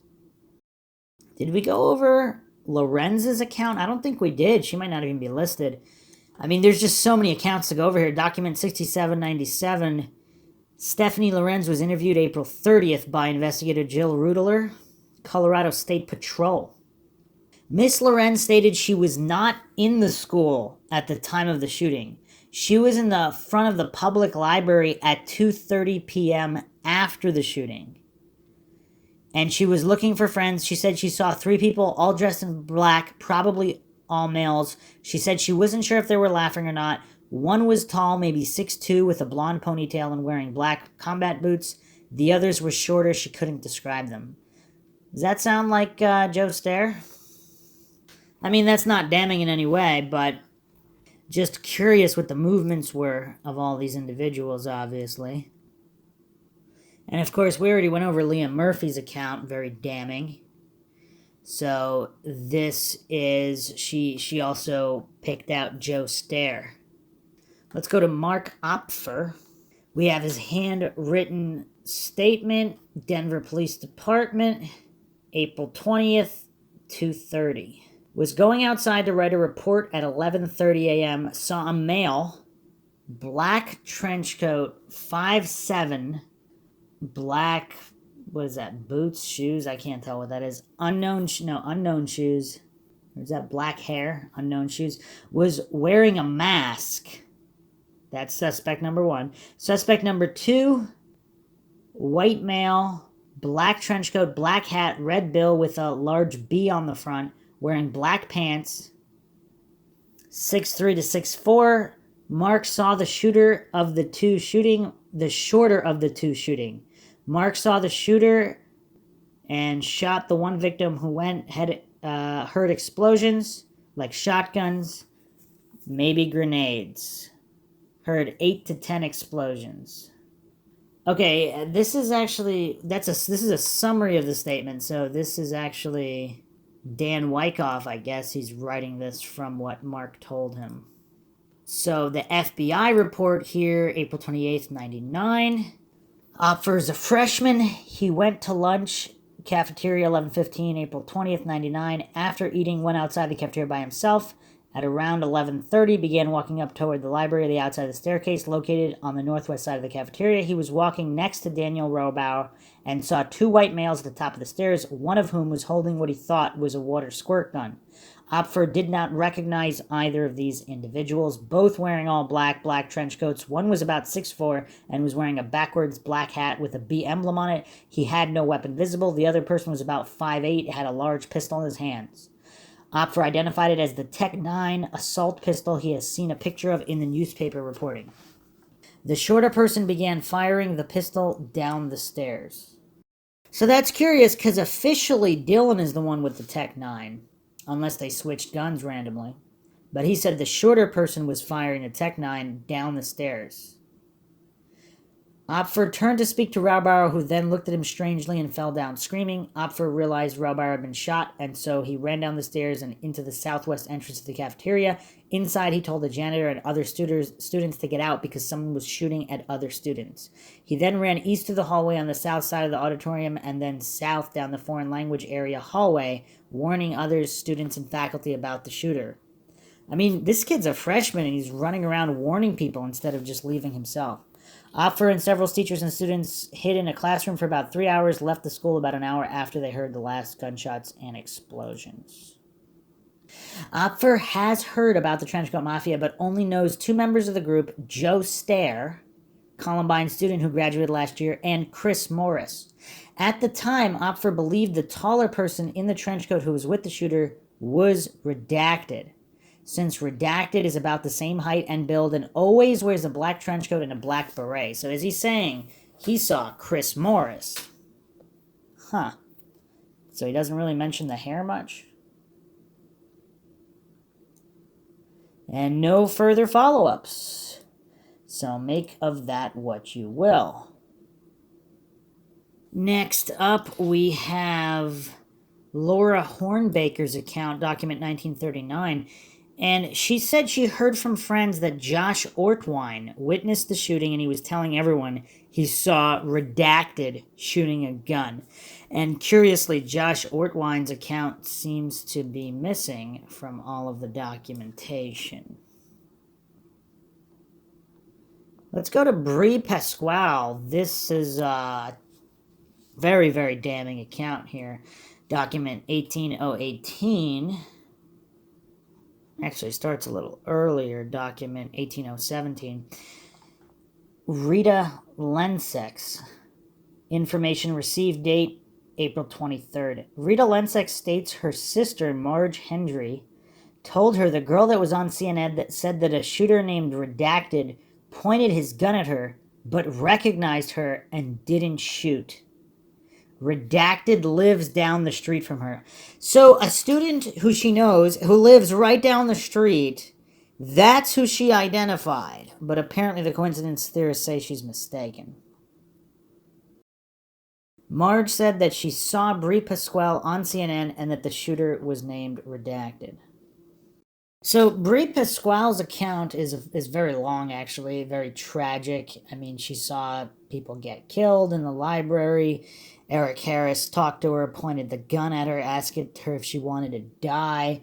I mean, it's all just absolutely just incredibly horrific just to read the account. What's curious, though, is that she didn't know either one of them, and the investigator actually had to correct her because she was saying it was Klebold, and the investigator wanted her to clarify that she didn't actually know Klebold, and she said no. So it was after seeing the media on him, and also there's a long redacted line regarding what Dylan Klebold said after the police arrived. Is it possible he's referencing other shooters by name or whatever? Who knows? It's just a long redacted line of what she heard Dylan Klebold say. And again, it's unclear what she really believes. Was it really just an error in communication regarding the lead sheet? Possibly. Who knows? Or did someone mistake her? Huh. But apparently, yeah, there's something off about this lead sheet because it's someone who lives down the street from her. So it may be this individual, she said the girl that was on TV, if that wasn't Brie Pasquale, that's someone else who says the gunman lived down the street for her. Here's another curious comment. I don't know, this possibly could be something lost in translation, but the date is April 29th, interview with Emily Wyant. Sophomore, she was in the library. So she arrived 10:45, approximately 11:10 a.m. after she heard the gunshots. Female teacher came into the library yelling for everyone to get down. Okay. Miss Wyant stated you could hear the gunshots getting closer. The two gunmen entered the library through the library's main entrance. She stated she had never seen either one of the gunmen before, although she would recognize them if she saw them again. So, is it possible she watched zero news reports and was not aware that Harris and Klebold were identified as the shooters on April 29th, 9 days later? I mean, I don't know what to make of this, because she's saying if she saw them again, she'd be able to recognize them. So did she not realize that they were already identified, or is she talking about gunmen other than Harris and Klebold? She described gunman number 1 wearing a black trench coat, tall, long brown hair. Gunman number 2 did not have a coat. He was wearing a white t-shirt, black pants. Both had guns. She did not know what kind. And then she just constantly refers to them as gunmen. Why is she mentioning she'd recognize them if she saw them again? So does that mean she has not seen them identified? She was not given any pictures of them in this interview, like with other interviews for photo lineups? I mean, I don't understand that at all. But that's the case. That's the case against Perry, more or less. So she was also not the only one. Lisa Forgan apparently said the same thing. And Arthur Curtis, 3,005, 19,444, respectively. Wow, this is getting crazy, because now we have all these library witnesses saying that they would recognize the pictures of Harris and Klebold, or if it was them, Okay, this is getting really mind-shocking now. I don't know what to make of this.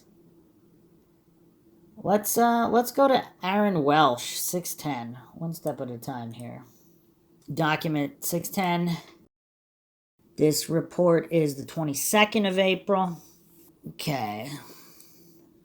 I don't know, maybe these are just errors in communication, but let's examine here.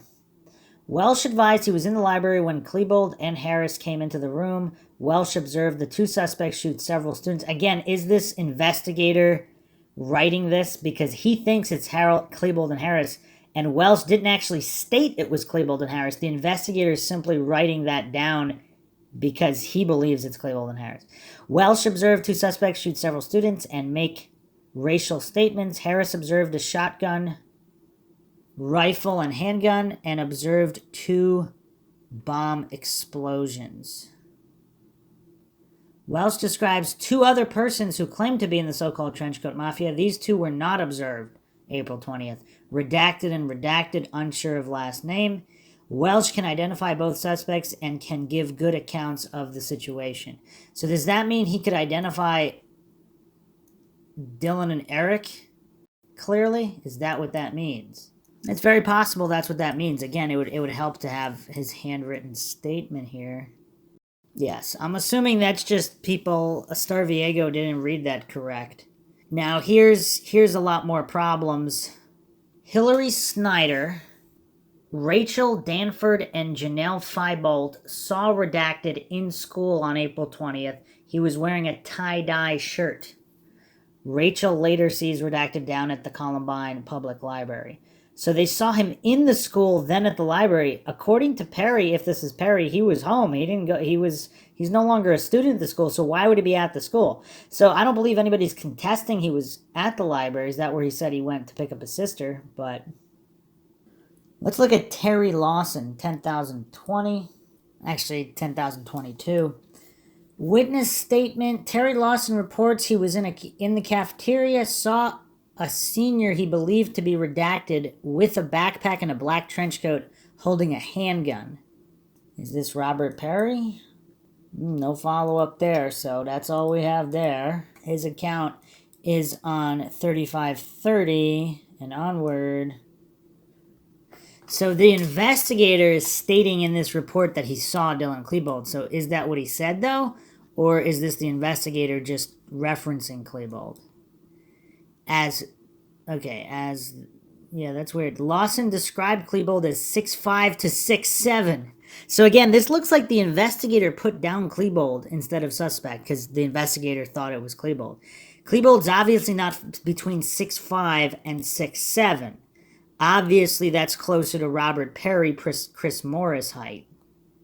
Skinny, blonde hair, collar length, although I don't know, maybe that is closer to Dylan Klebold. Wearing an ankle-length trench coat buttoned up. Wearing a baseball-style cap backwards, red emblem in the front worn correctly, so bill forward. Black backpack worn on Klebold's back, nothing covering his face. Huh. Weird. Very, very weird. Let's go to Monica Schuster, 19,470. Very curious. So dated here, April 29th, 99, time 11:30 a.m. Schuster was with Robin Anderson on April 20th. They left school at 11:10 a.m., convenient time, with Tammy Golden to go to Dairy Queen. Returned to school at 11:25 a.m. Anderson pulled into senior parking lot and heard gunfire. They stayed in parking lot until 3 p.m. Schuster saw the gunman but did not believe it was Harris or Klebold.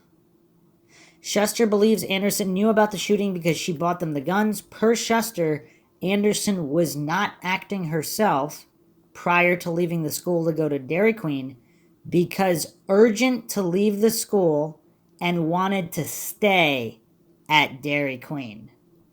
And we'll get into that later. But wow, okay, so Schuster saw the gunman, did not believe it was Harris or Klebold. Again, this is not definitive by any stretch of the imagination. If this is all we had, then there'd be nothing to discuss. But we have absolute positive IDs, which is what's making this so curious and problematic. Lisa Forgan, 3004 and onward. So again, this is curious. So this report is dated April 22nd regarding the April 22nd telephone conversation. So, telephone witness Sandra Inman, due to the fact she had called sheriff's office stating she had info concerning Columbine High School shootings.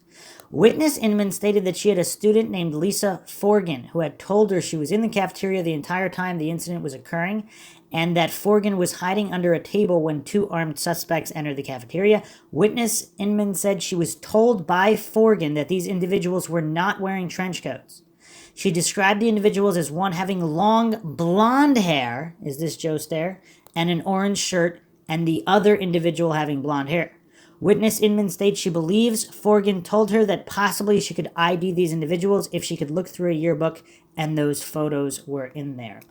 Okay, so April 22nd, so 2 days after the shooting, a call comes in 2:45 p.m. Sandra Inman is calling the sheriff's office, stating that one of her students, named Lisa Forgan, saw two shooters in the cafeteria and she can ID them.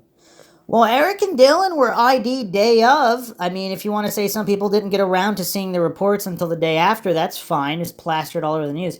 Why would 2 days later, on April 22nd at 2:45 p.m., a witness is frantically calling the sheriff's office to provide more information on two additional shooters? So this is her handwritten, this looks like her handwritten statement. Looks like they got to her the 29th. My friends and I were in the cafeteria when janitor came running in, telling everyone to get down. I saw one of the gunmen near the stairs running north and the west along serving line to the teacher's conference room. He was shooting a gun and throwing pipe bombs, 4 or 5 total. I saw the second gunman appear near the bottom of the stairs, and he was firing in the air towards others in the cafeteria. First gunman kept running back and forth in front of service line. First gunman returned to the teacher's conference room and started shooting. I heard a small explosion and something, gas, and some more gunfire, and an explosion and a ball of fire near the service area. The three of us got up and ran out the south door to the parking lot, took cover behind a brown car. We were in the parking lot for an hour or two before an officer escorted us out. We were in the cafeteria for about does that say an hour? I can't see what that says. Okay, first gunman, white male, 5'5", slim, blue baseball cap, orange t-shirt, orange t-shirt. So, and I also believe she's not the only one that said there was an orange t-shirt. Shaggy blonde hair sticking out of cap. So again, she's stating he was 5'5" here. 5'5", shaggy hair sticking out of the cap. Would Dylan Klebold be mistaken for somebody who's 5'5"? I mean, this guy's 6'3". Okay, narrow face, spoke German. Second gunman, white male, tall and thin, long blonde hair. Okay, so I guess the first gunman might be Dylan. I guess Eric Harris, would he be described as 5'5" if he's 5'8", 5'9"? But he wasn't wearing an orange shirt, though, and he didn't have shaggy blonde hair sticking out of his cap. The second gunman, white male, tall and thin, long blonde hair. Not shaggy, curly hair. Okay. May be able to identify the first gunman, but not the second. Curious. This is dated April 29th. So, despite all the news reports of the identification of both Eric Harris and Dylan Klebold, she's stating that she might be able to identify this first gunman. It looks like she made a typewritten statement, too. Yeah, this looks like a typewritten statement. And a couple other things here. Okay, so I saw the first gunman, medium-sized, narrow face, orange t-shirt, blue cap. Hair was shaggy, curly blonde. He kept throwing pipe bombs across the room. This guy also kept getting closer to us.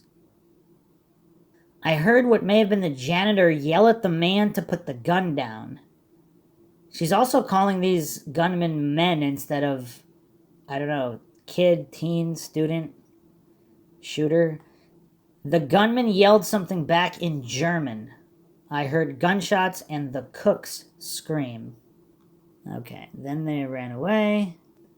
Wow, this is actually really dark here. We ran to the fence, ran out toward the track field. A cop searched each of us to make sure that we didn't have any weapons. We were brought to a safe area around the corner of the street. A cop talked to me, and I knew that he wasn't really caring about what I saw. I mean, that's just sad, though. I mean, the trauma that these kids went through, and for them, even if the cop did care, he caused the appearance that he didn't, and it's kind of sad. So what's curious, so when she's answering the questionnaire, Team 4 interview guideline, minimal questions to be asked, did you see Eric Harris or Dylan Klebold either Monday and Tuesday? It's not stating that they were the shooters. She simply writes, don't know them. Regarding Trenchcoat Mafia question, she said she knows Brian from World of Work class or something like that. I can't tell what that says. Now, what's curious here, who knows what was said, but this follow-up report is September 27th dated, and that is the date that this follow-up interview occurred. And, okay, so she was shown photographs of Dylan Klebold and Eric Harris. So is this on the 27th in September? So she didn't look at she didn't see a single news broadcast or talk to anybody.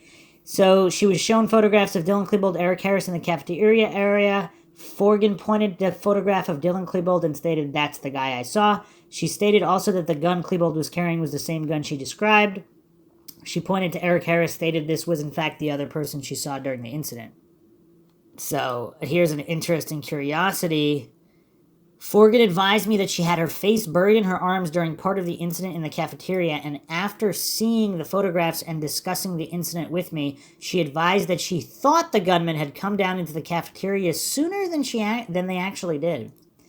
So again, that she was she re-educated into these answers, and why did her initial account vary so widely?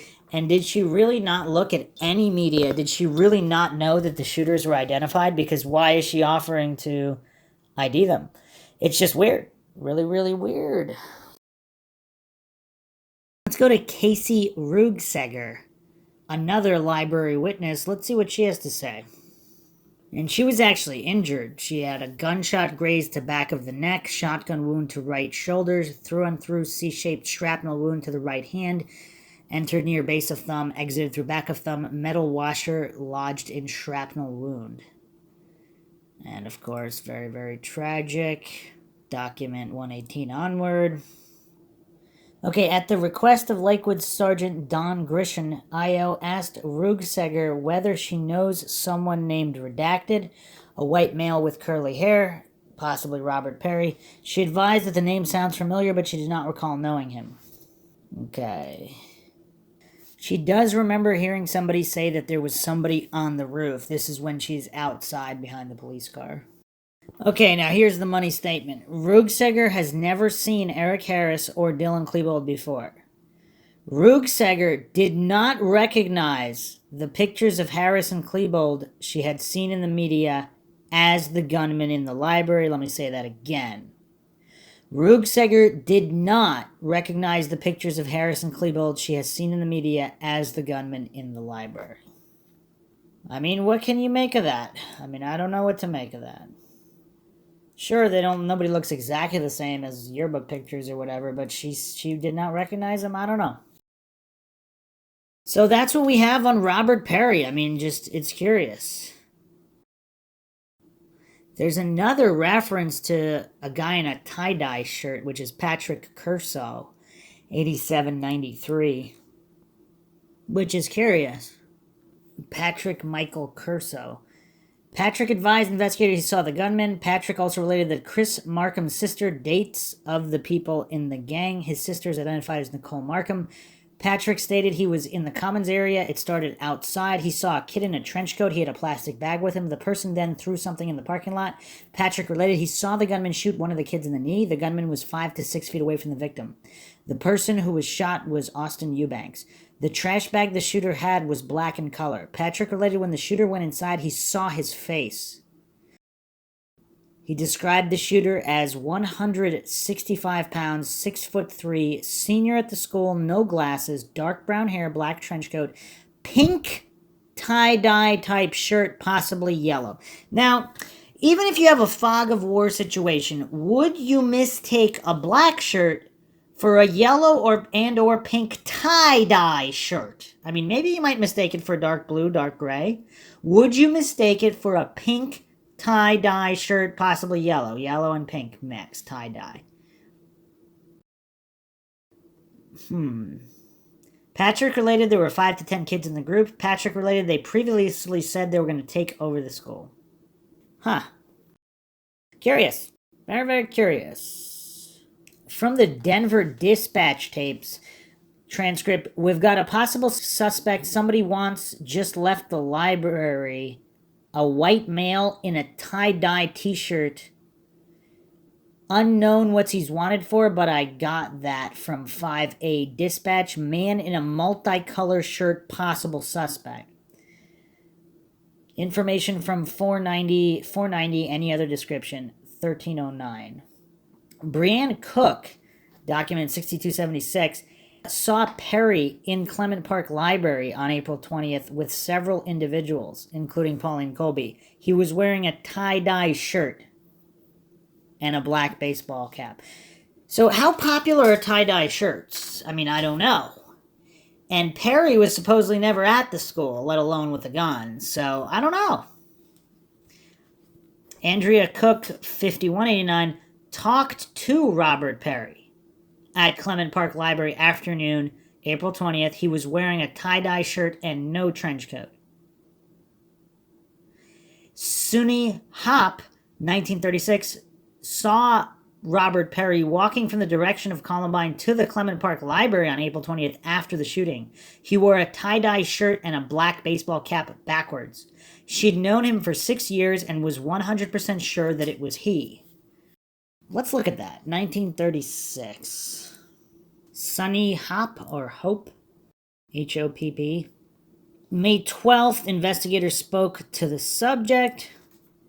Sunny was in school at Columbine day of the incident. Within 2 hours after the incident began, Sunny was at the public library in Clement Park and saw Redacted walking from the vicinity of the lake behind the library toward the front of the library. Sunny stated she could not give an exact time because she had lost all concept of time that day. Based on the direction that Redacted was walking, Sunny assumed he had come from Columbine High School and thought that was unusual because he is not a student there anymore. So apparently she's talking about Perry here. Sunny described the clothing that Perry was wearing as black pants, a tie-dye shirt, and a black baseball cap turned backwards. When Sunny asked if she saw any logos on Redacted's hat, she stated that she did not recall seeing a logo that day. Although Redacted usually wears a black baseball cap with a white Jägermeister logo on it. Sunny did not speak to Redacted that day, but stated that she has known Redacted for about 6 years and is 100% sure that it was he. Sunny did not see Redacted at any other time on that date. What does everybody make of that? Let's look at Andrea Cook, document 5188, June 3rd, report date regarding, this lead sheet. Andrea Cook indicates in her letter that she was acquainted with Redacted and stated in the letter that he knew about the attack that was going to take place at Columbine High School before it occurred. Attached to the lead control sheet, also the original letter written by Andrea Cook to Mrs. Lucas. The fourth paragraph on this one-page handwritten letter reads the following: "Even what happened at Columbine will not discourage me. I will always have fond memories there. It was the first place where I did not get teased as much. I guess I wouldn't have been here if it wasn't for the fire alarm. I was in my food class at the time. My friends told me a bomb exploded close to the room. I'm thankful I'm alive, but mad. I just found out Redacted helped get the guns. At least he turned himself in. I knew him. I went to a dance with him. He told me right after this happened at Columbine, he knew they were going to do it. I asked him why he did not tell. He said he wasn't sure." And so they forgot to black out Robert Perry, it looks like one point later in the document. So I'm assuming this is constantly they're talking about Robert Perry here. And so she just found out Robert Perry helped them get the guns. I mean, the plot thickens. And he turned himself in. So are all these rumors early on that he turned himself in, are they accurate? And did he have some kind of plea deal immunity? And is this why this is such a big mess? Because they felt like they couldn't get all the info they needed without giving him immunity, so they gave him immunity, and he really was a shooter. And then that's what caused all these issues. Or at the very least, he was there, even if not a shooter. Even if some people, or even there with a gun and not a shooter. I mean, who knows? There's a lot of combinations. I went out to a dance with him. Okay, so he said he wasn't sure why he didn't tell him them. On May 19th, investigative officer met with Andrea Christine Cook at her residence. In discussing the shooting deaths at Columbine High, she advised at 11:30 she was in food class. Fire alarm went off. She stated that her fellow classmates went to the exit. She exited the school with her, initially ending up by the tennis courts. She stated that during this time she did not know what was taking place until she had heard an explosion and 2 gunshots. So I.O. then showed Andrea Cook the handwritten letter addressed to Mrs. Lucas, signed by her, with her confirming that she did write the letter on May 12th, 1999. She further advised I.O. that she knew Redacted and that she had only one date with him. She stated that the 2 of them attended a dance at Columbine High December 98, with this dance being a formal occasion. She then showed I.O. a photograph taken of Robert Perry and her in formal attire at this dance. After this date, she stated that Redacted asked her if they could be more serious, with her stating she did not want to become more serious and just wanted to remain friends. She told him that she only went to this dance with him as a friend and nothing more, and apparently this did not greatly upset him, since they still talked in a friendly manner after this dance date. I.O. then analyzed the 4th paragraph in this handwritten letter by Andrea Cook, asked her at the time to explain the sentence, "I just found out Redacted helped get the guns." Andrea Cook advised I.O. that she heard that Redacted had obtained the guns for Eric Harris and Dylan Klebold from several female students in her accounting class while they were attending Hatfield High School. She stated that she could not recall the names of these students who mentioned this bits of information in front of her. She also stated that these 2 girls then talked about the fact that Redacted had turned himself in, but added that the girls did not state to what authorities did he turn himself into. Andrea Cook advised I.O. that the last time she talked to Redacted was on April 20th, 1999, and that this short conversation between the 2 of them took place at Clement Library while the shooting and bombing incidents were taking place at Columbine High. Andrea Cook stated that she saw Redacted outside the Clement Library shortly before noon on that date. She stated that he came up to her and said, "This has got to be Eric Harris's doings." Redacted further told her that Eric Harris had told him that he was planning on doing something like this. Andrea Cook stated that Redacted at this time was quite angry when he was telling her this information. She further stated that he told her that he wished he had killed Eric before he did something like this. Andrea Cook advised I.O. that she asked him at that time why he did not tell the police this same information on this day, April 20th, with him replying he wasn't sure that it was Eric Harris who was doing this at Columbine High. She stated that Redacted then went into the library to get his sister, which is the last time she either talked to him or saw him. She further added that Redacted was steamed when he was talking to her and that he was very angry at whoever was responsible for what was taking place at Columbine High School. She stated that on April 20th, when she was talking with Redacted at Clement Library, he was wearing a tie-dye shirt with the primary colors being hot pink and yellow. Again, curiously matching the description of one of the shooters by several students. She further stated that he did not have a trench coat on at that time or in his possession. Andrea Cook further advised I.O. that she had not even heard of the Trenchcoat Mafia prior to this incident taking place at Columbine High. She further stated that Redacted and Eric Harris were friends, and that was the extent of her acquaintanceship with Eric Harris. She further stated that she did not know Dylan Klebold on a personal basis, and in fact did not even like him based upon the little bit that she did know of him. Wow. Okay. Wow. What a statement. No follow-up, no nothing. So we have Robert Perry in a yellow-pink tie-dye shirt. Several individuals have reported seeing him in this attire, including in the cafeteria with a gun. Make of that what you will. And then, of course, Sunny Hope happened to saw Redacted walking from the direction of Columbine High School to the Clement Park Library with a tie-dye shirt as well. So, of course, we went over Kristen Long's account, Kristen Long Krueger. She actually wrote a book, and it's on Amazon, Healing the Invisible Wounds of Trauma. And, of course, she's one of the few witnesses who did not backtrack on her ID and the third gunman. So here's an excerpt from this book. The truth is, I looked back and saw a third shooter who I and many others identified to law enforcement. No matter how many times I and countless others detailed the name and descriptions of that third shooter, who wasn't even supposed to be at school that day, no one believed us.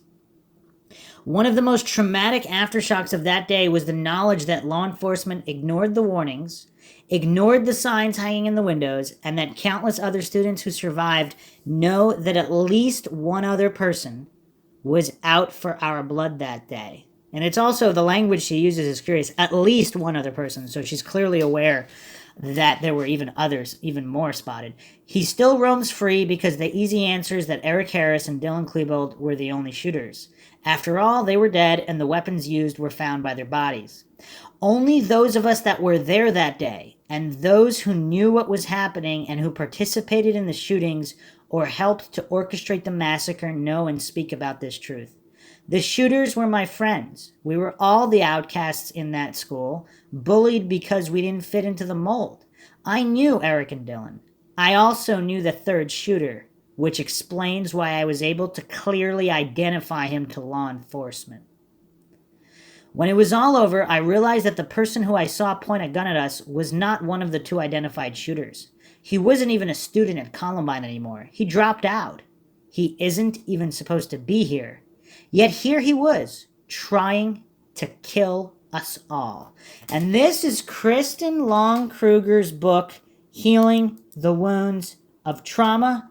She refuses to backtrack, and she's clearly stating what she believes she saw. What's also curious is a lot of people reviewing this book don't even mention the third shooter. I mean, one or two do, and then they just regurgitate the coincidence theorist narrative that there's no evidence of a third shooter. Eyewitness testimony is evidence, especially eyewitness testimony from someone who knew all the individuals in question. So let's go back to Jennifer Small, Jen Small, whose account we went over. But I'll do a quick recap, so document 2182 onward. So her handwritten statement is not, there's no date here or time of the statement, so I suppose it could have been day of. I looked between the tables to see what was going on. I saw a senior standing outside our classroom door. I knew he was the shooter. Then I saw an adult, blonde, short, spiky hair, thought he was in his 30s. I thought he was a cop until he held up a sawed-off shotgun. Then he and the senior tried to break into the room where a shot teacher went. So she's the one who saw the older guy with spiked hair in his 30s. When they couldn't get in, they ran away, shooting down the hall once or twice. After that, they ran. I waited outside the door. I saw smoke like a smoke bomb had been lit. We stayed in the room until SWAT escorted us outside. And so, follow-up document here, interview with Jennifer Small. This is document 2185. Interview April 28th by Jill Rudler, Colorado State Patrol, approximately 3:15 at her residence. She had been interviewed a few days before by Pat Vanderkamp. I asked Small to go over the details of the day. She said she had seen Eric Harris at the Smoker's Pit between 11:05 and 11:10 on April 20th. She wasn't sure about what he was wearing, but thought he had on a trench coat. Miss Small said she made a remark about having a bad day to the students. At the pit, Eric said something like, "Not only are you having a bad day, it's Hitler's birthday." Small said she remembered the remark because Harris usually didn't speak with her. She said that she thought some of the other students at the smoker's pit might have been Taryn Fleming, Brooks Brown, and Rachel Scott. I mean, that's curiosity. That's a curiosity. April 20th. So all these individuals were at the smoker's pit just minutes before the shooting started? Let me read that again. Miss Small said that she had seen Eric Harris at the smoker's pit between 11:05 and 11:10 a.m. on April 20th. She wasn't sure about what he was wearing, but thought he had on a trench coat. Other students at the smoker's pit might have been Taryn Fleming, Brooks Brown, and Rachel Scott. Miss Small said that between 11:10 a.m. and 11:15 a.m. she saw a person who she thought was redacted, someone who hung out with Dylan, near the main doors, and it appeared that he had just come in. She later identified this person as redacted. She said he was wearing a black trench, black shirt, black and white camo pants. Black and white camo pants. He normally tucks his pants into his boots, but she doesn't remember if they were tucked in or not. And he was carrying a black colored duffel bag with 1 or 2 yellow stripes, or maybe just some yellow color on it. The bag appeared to be heavy by the way it was being carried upon his shoulder.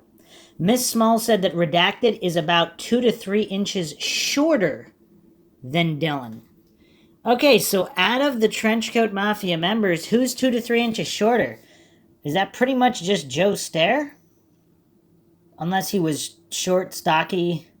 I don't think that was Brian Sargent. Maybe Zach Heckler's 6'2", Nate Dykman's 6'2". Just a little shorter. So pretty much Joe Stair, who's about 6-ish, would probably be the only person that can match that out of the Trenchcoat Mafia associates, other than the ones we don't know the heights of. Miss Small said that she went to science class with Miss Peterson, and that at 11:25 she heard a loud boom, several shots, and then the fire alarm went off.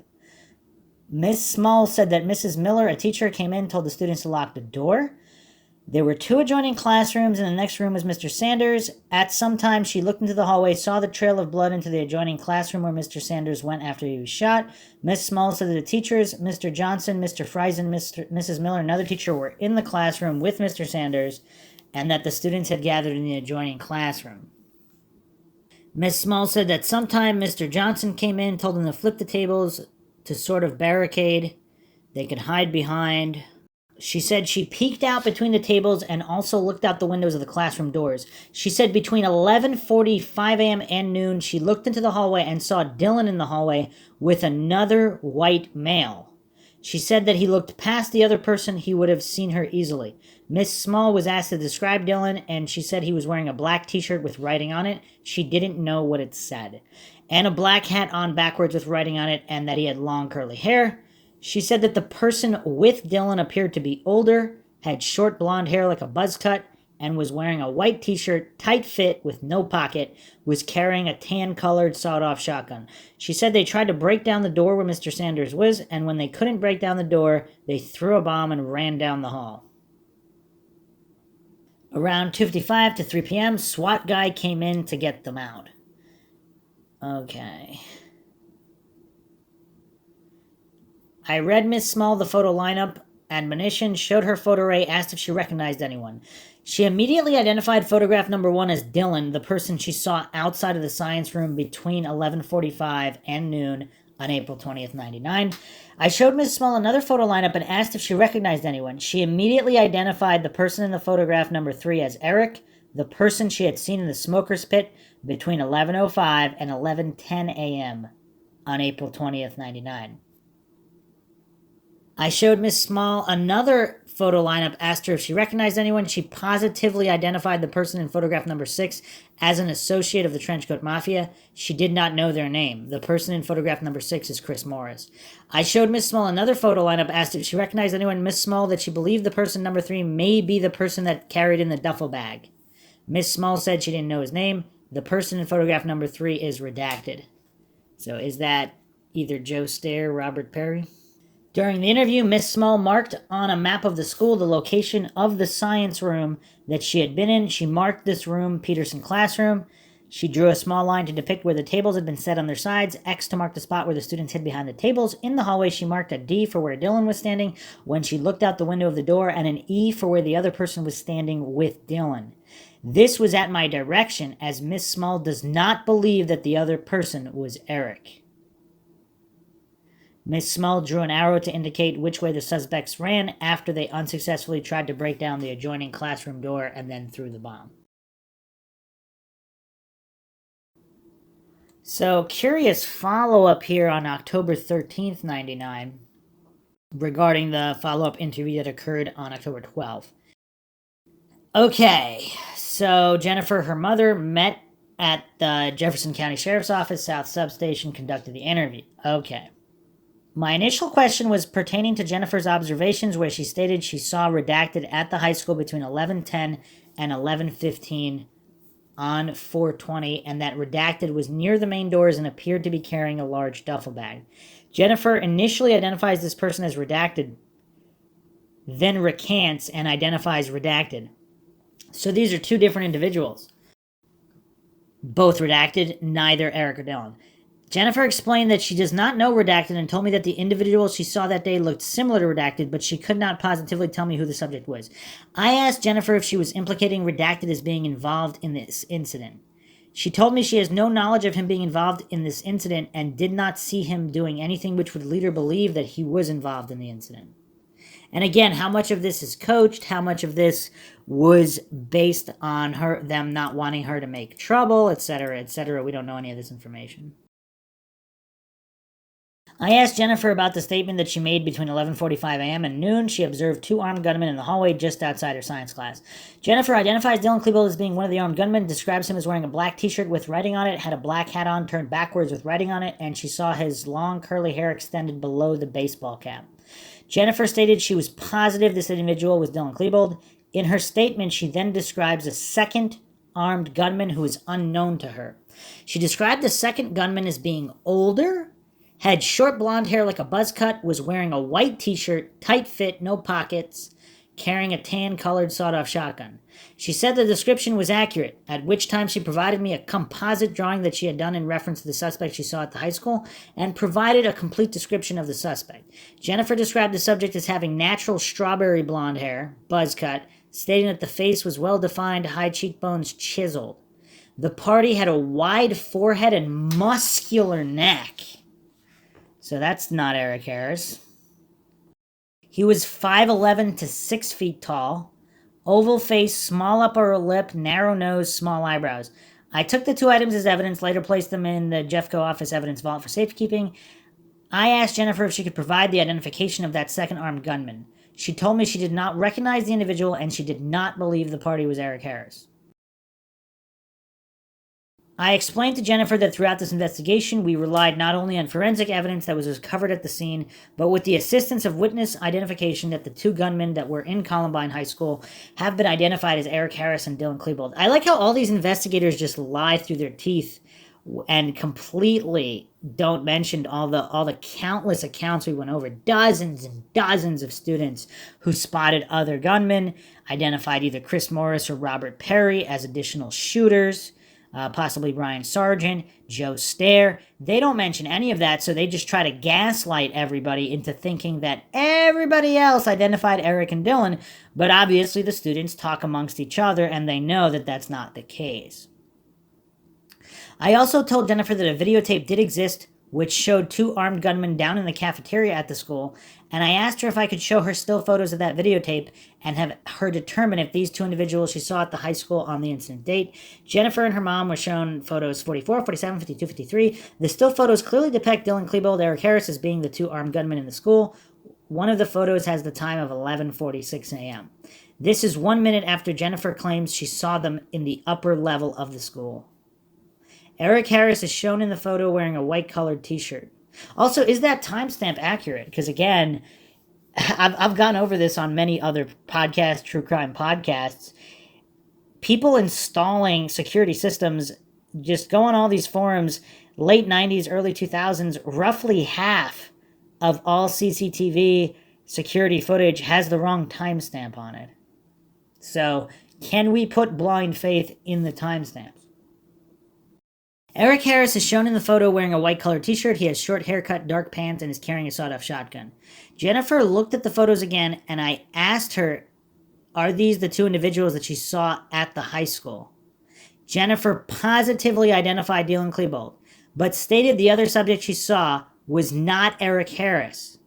She told me the party she saw was 25 to 30 years old and had a thick, muscular neck and muscular build, and that Eric Harris was too scrawny to be the same party she observed.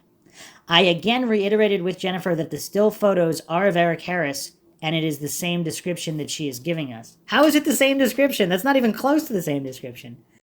What the heck? They're trying to gaslight her hard. Man, let's see if she bends. Jennifer again told me she could not positively identify the second gunman as being Eric Harris, and believed that the second gunman she saw was somebody other than Eric Harris. Nancy asked me how the news media had gotten copies of the cafeteria video, which was released on national news on October 12th, 1999. I told Nancy I did not know how or why the video was released. Nancy said, "You have custody of the tapes and you don't know how they were released." I told her I did not have that information and I wasn't privy to it. Nancy told me that it was hard for her to sit here and believe what I was telling her about the case when she has concerns if the sheriff's office is giving her truthful information. It was apparent to this investigator that Nancy and Jennifer were questioning the credibility of the Jefferson County Sheriff's Office. And good on them. Credibility should be questioned. Nothing should be taken on blind faith. At the completion of this interview, Nancy and Jennifer then expressed their concerns, telling me that they believe their home telephone has been tapped and someone is monitoring their calls. I asked Nancy why she believes this. She told me there's a constant beeping when you're on the telephone talking, and she was told several years ago that the beeping is indicative that someone has tapped your phone line. I asked Nancy who she believes tapped her phone line. She told me her scenario is that associates who are sympathetic to Eric Harris and Dylan Klebold might be responsible because these parties know that their daughter has information on the identity of the two gunmen. Jennifer also explained that since the incident date, they have received several hang-up calls at their residence telling me that the caller ID identify the calls as being out of the area. I asked Nancy and Jennifer if any of the calls were threatening in nature or if they were coming at inconvenient hours of the day. They told me that they were nothing more than hang-up calls and they have received anywhere from as many as 3 per day. They were instructed that if they have a legitimate concern about the phone calls and somebody making harassing phone calls, they should contact the sheriff's office and speak with a uniformed deputy who could ultimately initiate some type of harassment report. I also explained to them that the phone service has means of trapping those annoying phone calls and that information can be provided to law enforcement if a criminal report has been generated. Okay. So, I mean, there's clearly some witness intimidation going on here. We'll be examining more of that later, but it's curious. She did not back down, and her mother basically supported her as well. And they have included a sketch of the second gunman. I mean, I gotta say, it kind of sort of looks like Eric Harris, but again, it's impossible to gauge the age of this individual. But if he's super muscular, this is only his facial features. I mean, I guess it could pass for Eric Harris, but if he's a lot older, I mean, it's kind of hard to mistake a 30-year-old for a 17 or 18-year-old. But on the forum, people are actually sharing screenshots from Facebook, Jennifer Small's Facebook. This is from 2019, but I don't know how much earlier these Facebook shots are. And they were asking about who she saw. She says, "I don't know. I thought he was an officer when I first saw him trying to calm Dylan down. I drew a picture, gave it to the police. They hide it or say it was Eric because of the haircut. The third gunman was a muscular adult, not a scrawny kid." And again, the coincidence theorists all pretend that these were simple misidentifications and everything was cleared up after the investigation. Clearly, that's not true. Clearly. Someone asked her, did they ever find evidence? She says, there is evidence to support up to 20 people helping them that day. My old friends Brooks was friends with Eric and told to ditch that day, so Brooks did a lot of research on it all. He was a bit obsessed about proving his own innocence because of how many people blamed him. I remember going out with him and his car got egged while we were inside a gas station. Wow, that sucks. And Brooks Brown, I gotta say, out of all these parties, Brooks Brown and Eric Veek really seem to be the most emotional and possibly are the most likely to not be connected with any of this or having any kind of prior knowledge or definitive prior knowledge.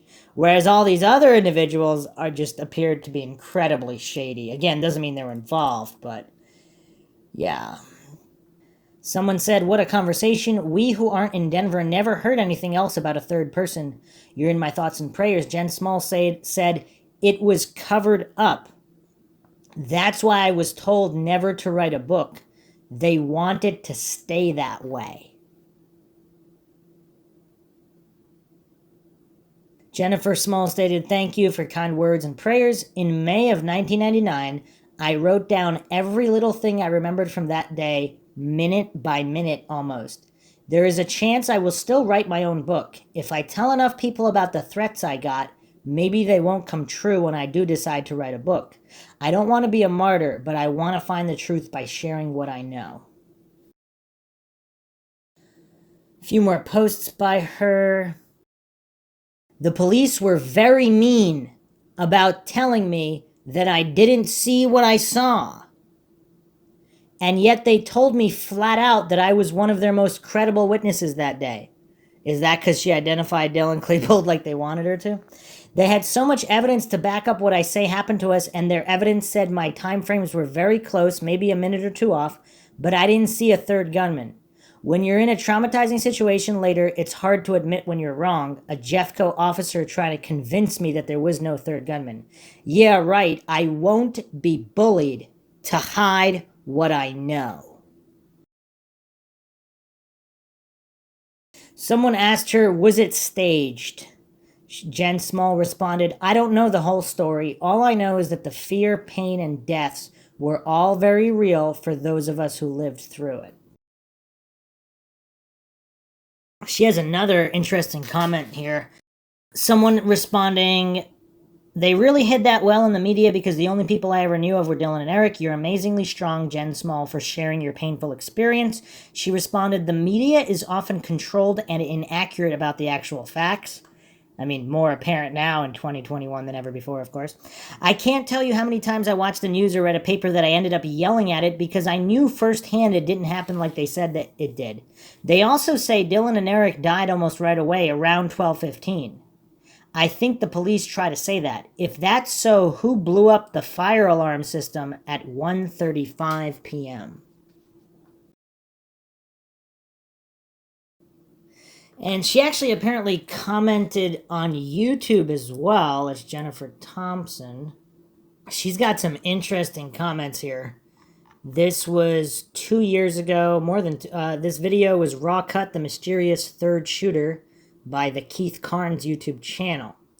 Posted September 27th, 2018, but this comment by Jennifer Thompson 2 years ago. A few comments here.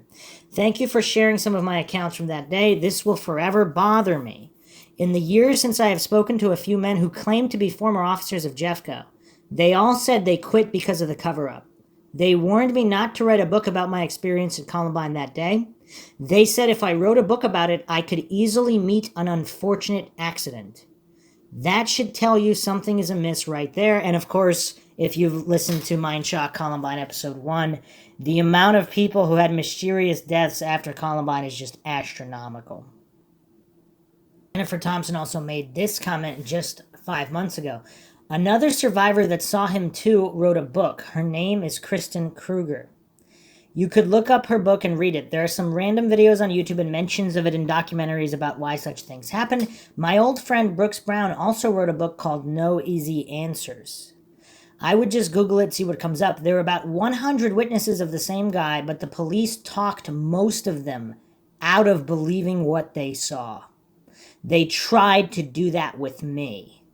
That's why in my part of the official report, you will see where a deputy wrote, at one point it seemed as if Jennifer and her mother questioned the credibility of the Jefferson County Sheriff's Department. Because we did, and with good reason. So check out the official reports too, you'll see what I'm talking about. Another YouTube comment from Jennifer. And thank you for sharing my drawing. When they displayed all evidence for everyone to come see, they put my written description of the third gunman on top of my drawing on his face so that you couldn't see the face. Also, in my part of the report, you will see that when they told me I was one of the most credible witnesses of that day, they also tried very hard to convince me that I saw Eric with the sawed-off shotgun, and then they reported at one point it seemed as though Nancy and Jennifer questioned the credibility of the Jefferson County Sheriff's Department. Damn straight we did. They wanted to believe everything else I saw that day, but who I saw doing what. You also left out how I saw a friend of theirs bring in a heavy duffel bag minutes before the shooting. The name is redacted, but it was Robert Perry. He had a lame alibi that the police bought too. Makes me mad. I know they are out there living as if they had no part in this massacre, and just so you know, I was calm for 90% of the time I spent trapped. Others with me that day can testify to that too. I was not scared and upset. I was excited thinking we were being saved. And then I saw the gun in his hand and said, uh-oh, I guess we aren't being saved after all. The guy was trying to calm D down and held up his hands to say, I don't know. And then I saw the sawed-off shotgun in his left hand. I was one of about 100 people who saw him too. They tried their damnedest to convince all of us that we didn't see the third guy. So regarding Courtney Hallman, she said there were 3 guys. The guy I remember most was the main guy. He was over 6 feet tall, had long, curly, dark-colored hair. He was wearing a trench coat. His name is Robert Perry. Hallman identified the second gunman as having a 50% chance of being Klebold. She described him as being 16 or 17 and shorter than Robert Perry, which of course is accurate, with a medium build. He was wearing a dark shirt, black trench coat. And this is document 841. The description fits Klebold very well. If Hallman actually saw Perry and Klebold simultaneously, it would make her a critical witness. Police discounted Hallman's report because she wasn't wearing her glasses. You'd still be able to tell whether how many guys there are and what heights there are, even if you can't make out exact facial features. And we did go over her account. Hallman stated while standing outside the southwest corner of the cafeteria, peeking around the corner, she observed gunman number 1 and 2 standing in close proximity of each other, and that the third gunman was standing above them on the stairs. She observed what she thought was 2 persons with weapons and a third person with them, possibly talking to them or yelling at them. She could not tell if the third party had a weapon. You know what else is kind of crazy? What if Robert Perry or Chris Morris, what if they were there and they were trying to stop them, but they couldn't, and then later pretended that it would just be easier to say they weren't there? Even though obviously a lot of people saw them, but if they did that in exchange for immunity, that's the only way it makes sense. Because they knew that a bunch of people saw them at the school. So many people saw Chris Morris, Robert Perry, Joe Stair. They were seen at the school, regardless of whether they were involved in the shooting or not. So many witnesses placed them in the school. So the only way they could go on TV and do interviews and do all of this, would probably be if they had immunity. That's the only thing that makes sense. There was a report, The Real Columbine, July 14th, 2000. Patricia Nielsen, the teacher, said the gunman who shot her seemed old, like a man, and did not look like Harris or Klebold. He was wearing a black beret. So is that Chris Morris, or is that yet another individual who's wearing a black beret? Christopher Walker said he saw 2 males in dusters walking toward the library. Walker stated that he recognized the dusters but did not notice that either person walking was Harris or Klebold. This is page 2229. Walker knew the duo well, so it's unlikely that he wouldn't have recognized them, not to mention Harris took his coat off outside. So apparently there's a CBS News report on April 19th, 2001. I can't find the actual report. A quote from the report is as followed. They, referring to the police, believed that they really had 6 to 8 armed individuals inside there. It would be nice to narrow that report down. All I have here is it's a CBSNews.com report, April 19th, 2001. Also at 11:35 a.m., Jeffco Lieutenant Manwaring advised Vincent DiMano, Jeffco Sheriff's Office, advised him there were as many as 7 gunmen inside the cafeteria and the commons area. See, what happened here? Were there more gunmen initially, and then the other Trenchcoat Mafia members basically abandoned the plan? They just left? Was there a suicide pact and they just didn't want to go through with it? They were present at the beginning of the thing. Maybe they thought it was all a big prank and that Eric and Dylan weren't really going to do it. Or Eric and Dylan were set up and there was something else afoot where they thought they were going to be part of a bigger plan. And maybe they still wanted to go through with it regardless. And when the others abandoned, they didn't care because they were already either in too deep, already shooting, or they just didn't care. They wanted to carry it out. But did they believe they would have more help at the beginning? And did they, at least in the first minutes? And then the others ran away. Adam Campbell, document 732, says fellow student Jessica Cave says she saw 10 shooters at the school. And there's apparently no interview for Jessica Cave. It's also curious how so many of these, some of the most damning reports or interviews, they're missing from all of the released documents. Why would that be? I wonder. Sarah Huey, sophomore, document 380, heard bombs in the cafeteria while the shooters were in the library. Josh Lapp, document 480, heard gunfire in other parts of the school while the shooters were inside the library. Brandy Wiseman, sophomore, document 4751, she was in one of the rooms near the kitchen, heard gunshots, bombs, and screaming from both the cafeteria and the library. So Dan Goines' interview, of course, missing, but Holly Pinkham, sophomore, document 1620, says friend Don Goyne had his shoe shot off in the middle of the hall during the time gunshots were going off in the cafeteria. Matt Katzenmeyer, 3424, heard shots and explosions inside the school at the same time there are 2 suspects outside. Alex Babienik, 1954, he thought explosions were coming from the level he was on and from downstairs at the same time. And how does this factor into a guy on the roof who may or may not have been lobbing grenades or pipe bombs or shooting? Because if that's the case, if that guy was throwing stuff and it was exploding, even if there were only 2 other shooters, that could explain the explosions at least. Josh Brinkley, 2528, heard shots downstairs and then other shots upstairs, 2 guns coming from upstairs, 1 gun shooting downstairs.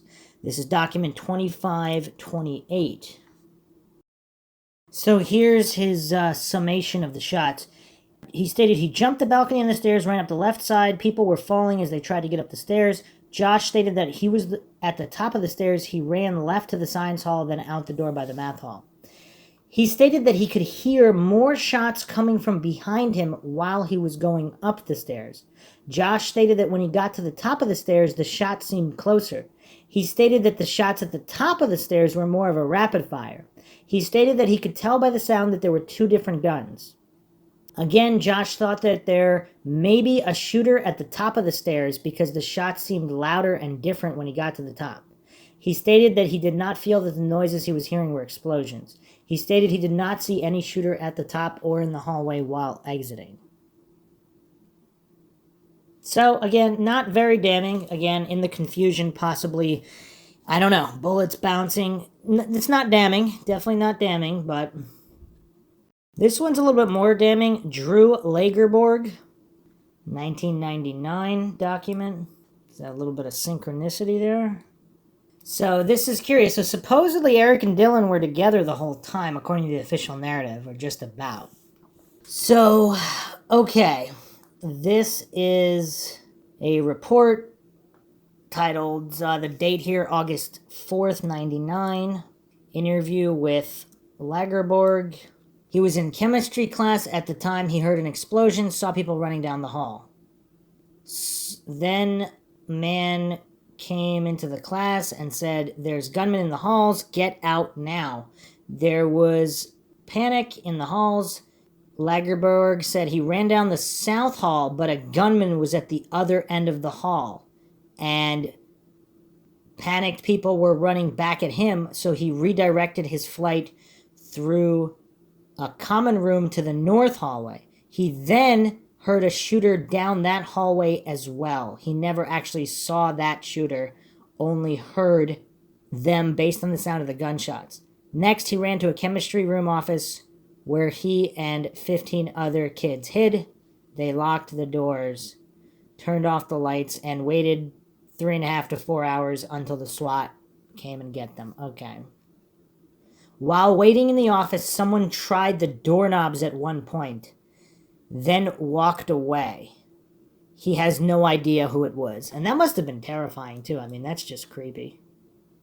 So, multiple shooters, opposite sides of the school, at basically simultaneously. Curious, definitely curious. J. Galantine staff, document 3086, sees gunman by the library, then runs downstairs where he hears more gunshots. All this time hearing shots all around me and above me. Curious. Lindsay Wyant, sophomore, 4799, also heard shots in the cafeteria and the library at the same time. Evan Todd, sophomore, 8826, heard bombs in other parts of the building while Harris and Klebold were in the library. Duwada Perez and Jessica Holliday, seniors, 9923, heard gunshots elsewhere while the shooters were in the library. That's 9923. So here's the damning part of the statement here. This is actually document 9924. Both Perez and Holliday said they saw both of the suspects' face and could positively identify them. Perez and Holliday said that while Klebold and Eric were in the library, they could hear more gunshots elsewhere in the school. That's curious. That's curious. So, because their testimony, it includes all of the dialogue, them talking to each other, them reloading. So she's stating while they're in the library, so presumably not shooting, they could hear gunfire elsewhere in the school. That's curious. That is very, very curious. I think we went over Archuleta. Crystal Archuleta said she saw one person throw a pipe bomb. She told me at the time she thought it was Robert Perry. Before the gaslighting and re-education. Seth Dubois. Seth told Catherine Carlston that Robert Perry was seen shooting a girl in the back while leaving the library. Wade Allen Frank Sr. Mr. Frank told me that he originally thought one of the individuals shooting was someone by the name of Robert. He stated that this person was tall, approximately 6'3", and kind of awkward and gangly. And then we went over a bunch of these. Okay. The Boulder PD SWAT timeline, document 8245, at 2130 hours, 2 suspects believed dead inside, 1 arrested, 1 to 2 other suspects' associates. Pam Wood's testimony is very curious, document 8902. Got call at work in Penny's at Southwest Plaza from students trapped in the school. 1 saw 6 trench coats and that all were shooting handguns. Amy Terry, sophomore, was told by friend Alicia and Cineas she was in the Commons when trenchcoaters with masks on came in shooting. Running upstairs, she sees 4 people in trench coats coming in through the glass doors at the west end of the main hallway. A poster here. When Columbine happened, I remembered hearing on the news about the additional gunmen before the falsified official story was ever solidified, specifically about gunmen wearing face masks running through the hallways. That sticks out in my memory. I strongly hold the opinion that additional gunmen were captured all over the other surveillance camera footage, and that is why the videotapes were never released to the public. Also, the surveillance footage was sent to the FBI lab in Quantico before it was even seen by Jeffco and the public. They, quote, enhanced the footage. Now, someone actually captured an interesting moment, timestamped 11:36:26:11 a.m. 11:36:26-11, and you can see two guys running. One of them looks like he has some kind of shoulder holster, shoulder straps. Both of them look quite, especially the first guy closer to the camera, he looks a lot older. He looks like an older guy. I mean, who are these individuals? I don't know. Maybe people know, and these are not shooters or anybody involved, but it's quite strange. If that first guy didn't have a shoulder holster or a harness similar to Eric Harris, it would be less curious. And then, of course, there's a lot of the video not even released, as well as the other possible cameras, all very, very suspicious, of course. There's also another crazy clip. Just come out and tell me your name again. David Smith. David, you were locked up inside the science lab for hours with about 40 other students. Tell me what you guys did to pass the time. I mean, I know it was a scary time for everybody. We just talked and told jokes and just messed around. Were there teachers in there with you? Not in our room, but right next door. They opened up the middle doors with 3 teachers and 1 shot laying on the ground in there. Oh, that must be horrifying to see. I didn't see it, though. Tell me this. You saw one of the gunmen. Tell me what you saw and what he was doing at the time. Well, first we just heard a bunch of kids running up the stairs because they let off a pipe bomb, and then a kid ran in front of our door, and we were all trying to get out the door because the fire alarm went off, and he shot a teacher right there, and the teacher went back in the room, and the guy went off around, and everybody locked their doors, and the teacher was laying there, and we just gave him our shirts to keep the blood from top, and you were in there for how many hours? 3.5 hours. We were in the room. You were in the science lab with 40 other kids. Did everybody get out? And describe to me how you got out. We're all sitting on the ground, then they told us to lay down because the SWAT team was there. All of a sudden the door swung open, and about a minute later a SWAT guy came in and told us all to lay down. Then we all put our hands on our head and walked out. They escorted us out. Went in a cop car, went to the Clement, and then we all came here. Mm-hmm. And at this point, are all your friends okay? Yeah, that I know of, yeah. Okay. Terrifying moments. Were you thinking anything special? Did you... Like calling mom, maybe? I wasn't really thinking nothing until whenever we first heard it and we all got down on the ground. And then once the bomb stopped, we just laughed and told jokes. We knew we were going to be all right. You did. Did you know where the gunman was at that time? There's 4 of them just running around the school. We didn't know where they're at. All right. Let's talk to Mom and Dad here. If you guys could come in close. And David, don't go anywhere. I know they're not going to let go in here a long time. You have been here for hours waiting to be hooked up with your son. A terrifying thought for a parent to have to go through this. Well, you know, the one benefit was there was nobody killed, so we knew by and large he was okay. Yeah, there was. Oh, well, When we walked out, we saw 3 dead bodies. Well, then he knows more than I do at this point. I've been here. I haven't been home watching the news, so now that I hear that, it was a very trying time. It was frustrating. Not knowing, not hearing, not seeing all his friends come out, kid after kid after kid, and then where's David? Nobody knows, and it was very scary. I mean, list after list, no name on there. Our son's name wasn't there. It was just so trying. All we could do was cry and pray. I think it's all we could do. Yep. How many kids go to Columbine High? Do you know, Dad? I'm not exactly sure. I think it's around 2,000. 2,000. Yeah. It's a big school. Yeah, Very big it is school. a huge school. And I knew something was really bad. I work right up the street, and I seen the first action. I seen them block off the road. As soon as I seen them block off the road, I knew something was really bad. My first thought was a chemical spill. So I went down and tried to pass through the police lines. Of course, they wouldn't let anybody because they were still snipering. And so at that point, at like 11:35, my heart just went to my stomach, not knowing where my son was. All of his friends were okay. We seen them. No, David wasn't anywhere. Did you know where the gunman was at that time? There's 4 of them just running around the school. We didn't know where they're at. All right. There's 4 of them just running around the school. We didn't know where they're at. All right. There's 4 of them just running around the school. There's 4 of them just running around the school. There's 4 of them just running around the school. There's 4 of them just running around the school. There's 4 of them just running around the school. There's 4 of them just running around the school. There's 4 of them just running around the school. So make of that what you will. Lot of testimonies, a lot of them don't make sense. I'm not going to hallucinate and pretend I know better than the people that were there and experienced this tragic event, I'm not going to pretend and hallucinate like a lot of these coincidence theorists do, that I knew all of these individuals in question, like Robert Perry, Dylan Klebold, all these other individuals, that I'm not going to pretend I knew and spoke to them almost on a daily basis and could easily identify them. I'm not going to do that. I don't pretend and hallucinate here. We don't fall for logical fallacies here on Mindshock.